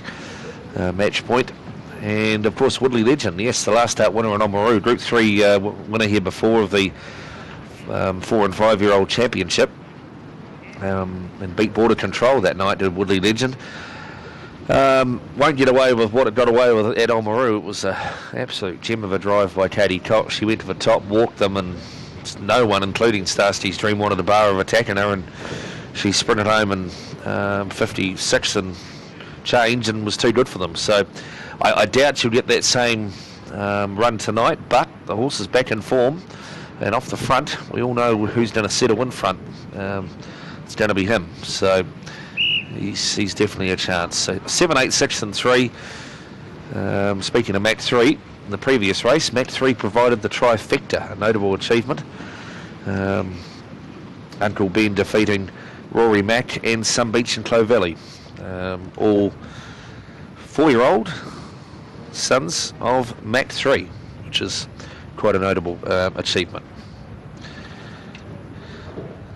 And just getting a text through from someone helpful that both those horses are actually scratched on Sunday ahead of the Winter Cup, so that's actually really good to know. They're underway and pacing in the Ricoh, and coming away fast now was going to be down on the inside Missy Mac. Woodley Legend out fast. Right up there also now is Shaken Cullen. Along the inside also is Madison Hill. Settling down fifth, about 2 lengths away, is the Devil May Care. On the journey, the best of the back markers was Oneiden Mac. 6 lengths away then to Starsky's Dream, and Match Point's blowing the start tonight. He's out of business. and is a long way behind them, about 100 metres. Off the back and down the side on their first occasion. 2,300 metres left to run. Missy Mack about to hand up to Woodley Legend and Katie Cox around the outside looking for the place where he likes to be, and it's in front. Over Missy Mack, who trails Shaken Callan third. Madison Hill's 1.5 away, 2 lengths away behind those is a Devil May Care. They're the first 5. A breakaway of about 4 lengths then to Oneida Mack, who closed off the $2.20 favourite, and Starsty's Dream 4 lengths behind that. And the other stablemate, Match Point, is not going to be in it tonight. It's last about 80 metres away. On the bend out of the straight, heading out towards the 1,800 metre mark. The leader is Woodley Legend, by a length and a half. Trailing is Missy Mack. 2 lengths away, third is Shaken Callan, followed up by Madison Hill as this field gets into single file. 1.5 away then to Devil May Care. 2 lengths away behind those then as they work their way down the side is Oneida Mack. The gap starts to close as the pace eases. 1.5 back and behind that is Starsty's Dream, and still tailed off as Match Point. Katie Cox trying to do what she did last time on Oamaru here. She's really taken the speed out of the race. Woodley Legend off the back and down the side. A length and a half in advance of Missy Mack, the trailer. 3 back the inside is Shaken Callan. Parked out is now Devil May Care, the first to leave the inside. 4 back the mark is Madison Hill. 1.5 away then 2. Oneida Mack, who's now lobbed into the 1-1 on the back of Devil May Care, and Starsty's Dream tracks it everywhere. Further away Match Point. Opening quarter 33.5. Dawdling for this grade. The leader still Woodley Legend. A length and a half Missy Mack. Here's Oneida Mack. The pace was just too slow for Williamson now, and he booms around the outside and coming 4 wide around them now. Now 3 is Starsty's Dream. All the moves are happening at once here. The leader is Woodley Legend on the bend out of the straight. A length and a half Missy Mack. Starsty's Dream getting around to third. 1-1 now Oneida Mack from back on the inside. Shaken Callan. Second quarter 29.3. Outside of Shaken Callan is Devil May Care, and last of a group Madison Hill beaten off Match Point. Down the back 600 metres left to run. After getting a cheap first sectional, they've attacked at the second and now part of the third. The leader is Woodley Legend, length and a quarter. Starsty's Dream the outside. Back on the inner is Missy Mack. 1-1 Oneida Mack. Then came Shaken Callan, Devil May Care, Madison Hill back straight quarter 28.1. Off the back and down the side. Now Starsty's Dream really puts it to Woodley Legend. Oneida Mack travels well, 1-1, but now peeling 3 out. Missy Mack awaits the Washington VC passing lane, then Devil May Care. Starsty's Dream goes for home. Oneida Mack out to attack fast, then Devil May Care. Oneida Mack goes up alongside of Starsty's Dream and breezes on by. Oneida Mack down to the post, back and winning form tonight. Oneida Mack beats Starsty's Dream. Devil May Care 2 lengths away third. Then Shaken Callan, Missy Mack. Behind those, Madison Hill. Woodley Legend dropped out fast and lasted Match Point after blowing the start. 27.7 the last quarter, and they've paced around 3:24 and change, which is pretty good from a stand. Certainly, there was one cheap sectional there for Woodley Legend, and then they really ran the last 1,200 metres. And Oneida Mack, who closed off favourite, 2:41.20. Well driven by Nathan Williamson, and yeah, cheers for Tony Barron giving us the late word that they're not going to Rangiora on Sunday. Tell you what, they would have Quinella that race too, the way they've gone tonight though. Oneida Mack too good. Neville Cleaver will be delighted. Back in winning form, this horse. Starsty's Dream's gone well in second spot. And Devil May Care, he's always a hope in this sort of race. He's run third at $4.80. So that was a very, very good race. Good tactical affair. Katie Cox, she got some pretty good terms in front with Woodley Legend, but he was beaten coming around the turn, and this horse has done it really easy. Oneida Mack, the 4-year-old gelding by Mach 3. It's a Mach 3 domination tonight. There's another Quinella for the Stallion. Out of stylish Oneida. Neville Cleaver, the owner. Graham Anderson trains at Westwood Beach. There's 3 for the night for Graham, and Nathan Williamson on board. In the news courtesy of Tony Barron that they're not going to Rangiora on Sunday. There's race number 8 marked. We're back for race 9, the feature trot, where Okay Vanu will try and get 5 straight, but it's got a big Pyramid Monarch to try and knock over. We're back for race 9 at 9:14. Good on you. Thanks for that, Jason. Yeah, Graham Anderson trifecta Thursday of last week. Quinella this evening. Back to Alexandra Park, race number 6 next. Back with you, Craig, for the junior drivers. Yeah, thanks, Mark. I think the Telfer Garlic team hold the key to this race. Fiery Luster and First Home, both of them in very good form. First Home hasn't been seen since the end of April, but was here at the trials here on Saturday, and it trialled very, very nicely. First Home. Of course, Fiery Luster's been in great form behind Bracken Ridge, and that form's got to stack up very well. Last 2/3 in one of them in sub 40 and the other one in 2:41. So Fiery Luster, First Home, hard to beat in race number 6 tonight. Got harness racing, of course, happening tonight in Australia. Of course, it's the Super Series for the 3-year-olds, the semi-final.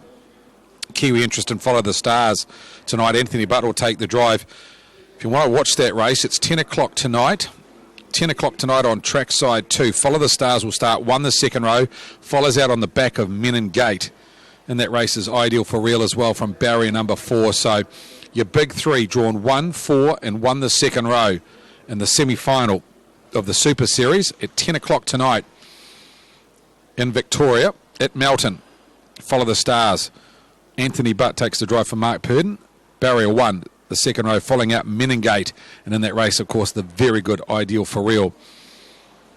Meningate $2.50 fixed odds, $2.80 Ideal for Real. The Kiwi at $2.20. Make sure you stay tuned. Trackside tonight, 10 o'clock, if you want to see that big one coming in from Australia. Of course, Breeders' Challenge will continue on Sunday. Kept under wraps goes from barrier 2 in race 7 at 5:37. Waikiki Beach goes round in race number 4 from barrier 3. It'll be the shortest priced favourite, I would suggest, on the day. Race number 4 at 3:52. Supersonic Miss goes just after 5 o'clock from barrier number 4. And the 2-year-old Our Golden Goddess, she'll start, I think, second favourite there. Barrier number 9. Her race at 3:17. Big day of harness racing. Breeders' Challenge coming out of Australia on Sunday afternoon. Make sure, if you're watching Rangiora and you're getting involved with the harness racing down south with their $50,000 terminating pick 6, you're watching the Aussie action as well. Cheer on the Kiwis, and the way the Purdon team are flying at the moment, I'm sure that domination will continue as the Stonewall Stud Drivers' Challenge continues here. John Dunn's into $1.05. $1.05. There was a large bet on him earlier this evening. Hearing through from Sal at the racing desk, $2,500 on John Dunn at $4.80. He's now $1.05. Looked a pretty good investment to me. Now, $2,500 at $4.80. John Dunn. He's had a wonderful night with wins with Defy the Odds and, of course, with Miss Daisy earlier in the night. How do we line this race up? I went First Home on top. Got a great record at 2,700 metres. He's the winner of 7 races. Been downgraded now. He gets into this race really well. To the second row, following up Can't Explain It. She got a good run through. Great each way bet here. Horse 10 First Home. Opened at $4.60, I think, this morning. Around that $4.50 quote into $3.50 now on the book. $3.50 on the tote. Favourite this morning was Fiery Luster. Stablemate Joe Mocha takes the drive for the Telfer Garlic team. Comes into 3 with a scratching of Cashin. Got to be a great chance. The Southerner, Zach's Patrol. Well, they've had a winner in the north already tonight, Mark Jones, with Pommy Roy. This one, the son of Art Major for the Hattons. Kim Butt takes the drive. Good at Nelson and the Blenheim. The Blenheim run for 4th beyond Expressive Victor, making good ground. Had merit, got to put it in. And I thought from the inside, Barabbas coming out of that maiden win last start, stepping up to the 1s at 2s. It's not easy, but did go 2:42 and winning, so can run some time. And got the inside draw here, which will be advantage. I think there'll be plenty of speed on here. Gate speed runners, Shards Phoenix can leave the gate. Elliot Daniel can leave the gate. Can't Explain It. I'm expecting a pretty truly run 2,700 metres tonight, and it will be a survival of the fittest. Aaron White's numbers in race number 6 tonight. He's with 4, 10, 1 and 9. 4, 10, 1 and 9. Let's head upstairs to Aaron. Get his last minute thoughts on race number 6. Aaron, good race here. The stablemates equal favourites. Yeah.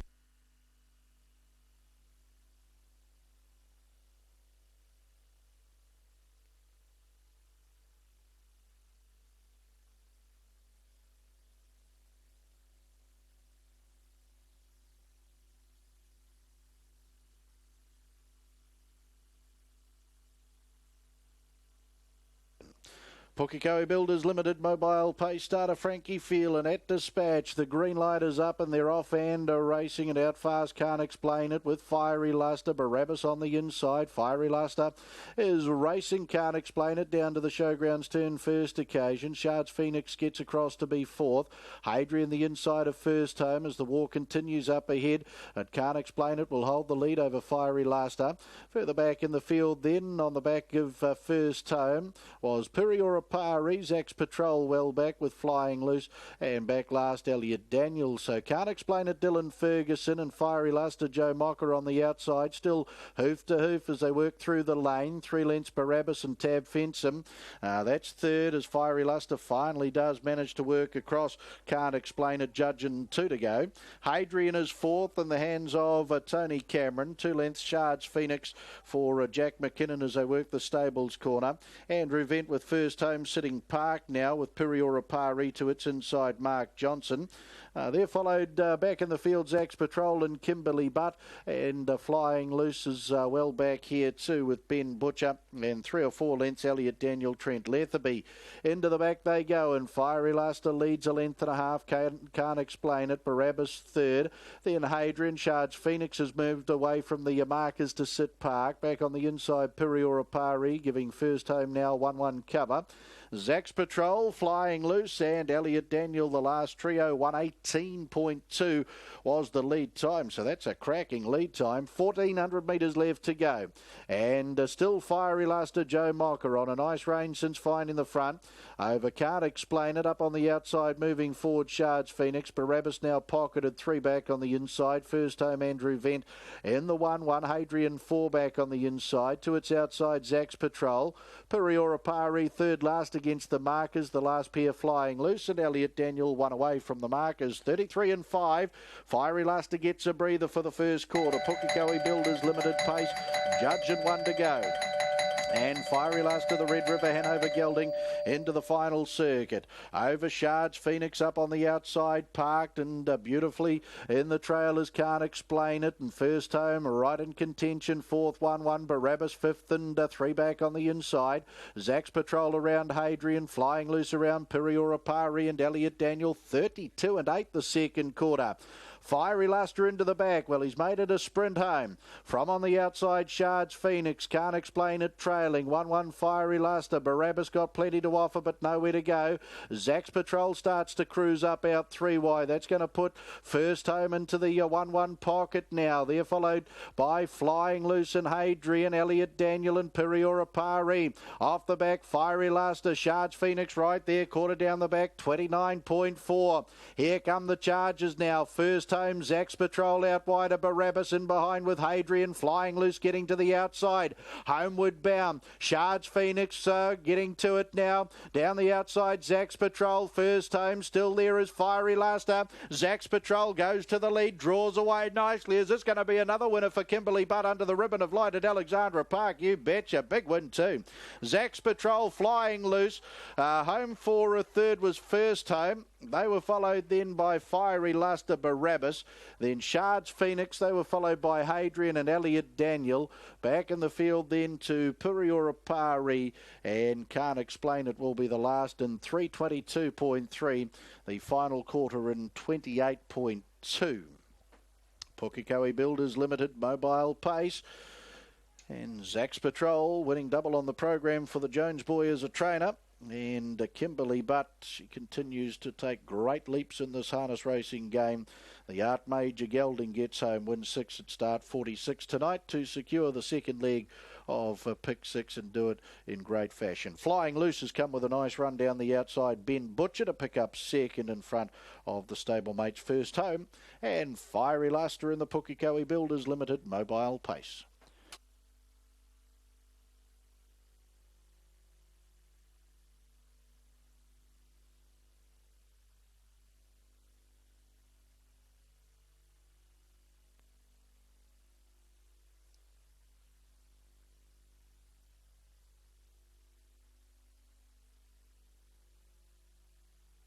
Official placings, race 6, the Pukekohe Builders Limited Mobile Pace. 6, 7, 10, 4, 5, 1. 6, 7, 10, 4, 5, 1.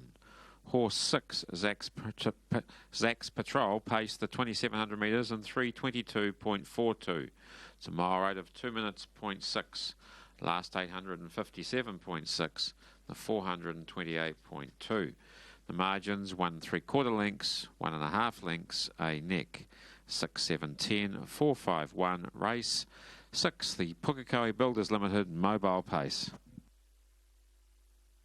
Kimberley Butt back into the victory circle with Zach's Patrol, trained by Mark Jones at Wood End Beach, and a second winner on the program tonight for the Jones Barn. Raced by GN and Mrs. K.R. Hatton. Mart Major, 4-year-old bay gelding out of Shimmering Star, and bred by Chatsworth Lodge Limited. Picks up career win 6 tonight at start 46. Callie Aiken and plenty of the team from Pukekohe Builders Limited down there, part of the victory celebrations. Auckland Trotting Club steward Roger Barnes in attendance. 7 Flying Loose will get home for second. The Mark III brown 4-year-old gelding out of Give It a Whirl Girl, raced by KG and Mrs. KD Brecken, JA and Mrs. TC Screen Emong, along with Mrs. W. Ko Wee Hong. Stephen Reid, Simon McMullen trained at Pukekohe, and Ben Butcher. And in for third, 10 First Home Betters Delight, Slangy Var, 5-year-old bay gelding. SR Plant, WD Lightborn and Mrs. B Gain, the owners. Steve Telfer, Chris Garlick, trained at Papakura, and Andrew Vent. 6 Zach's Patrol at $8.82.50, $8.82.50. 7 Flying Loose, $3.40, $3.40. And 10 First Home, $1.20, $1.20. Quinella, $54.40, $54.40. A trifecta, $587.30. $587.30 in the first 4, $2,196.60, $2,196.60. Double 5 and 6, $23.20, $23.20. 5 and 7 concession, $113.70, $113.70. And the middle treble tonight on 2, 5 and 6, $393.50, $393.50 for the middle treble. We'll have an update for you on Pick 6 as soon as that does filter through. Just coming through too, Kimberley Butt will turn 21 tomorrow. So happy birthday to you, Kim. For tomorrow, gets an early birthday present here with Zach's Patrol. $10,000 bonus quaddie starts on race 7, our feature race, the Smith & Partners 2015 Winter Cup. Good luck with your feature race bets, and we race at 9:24.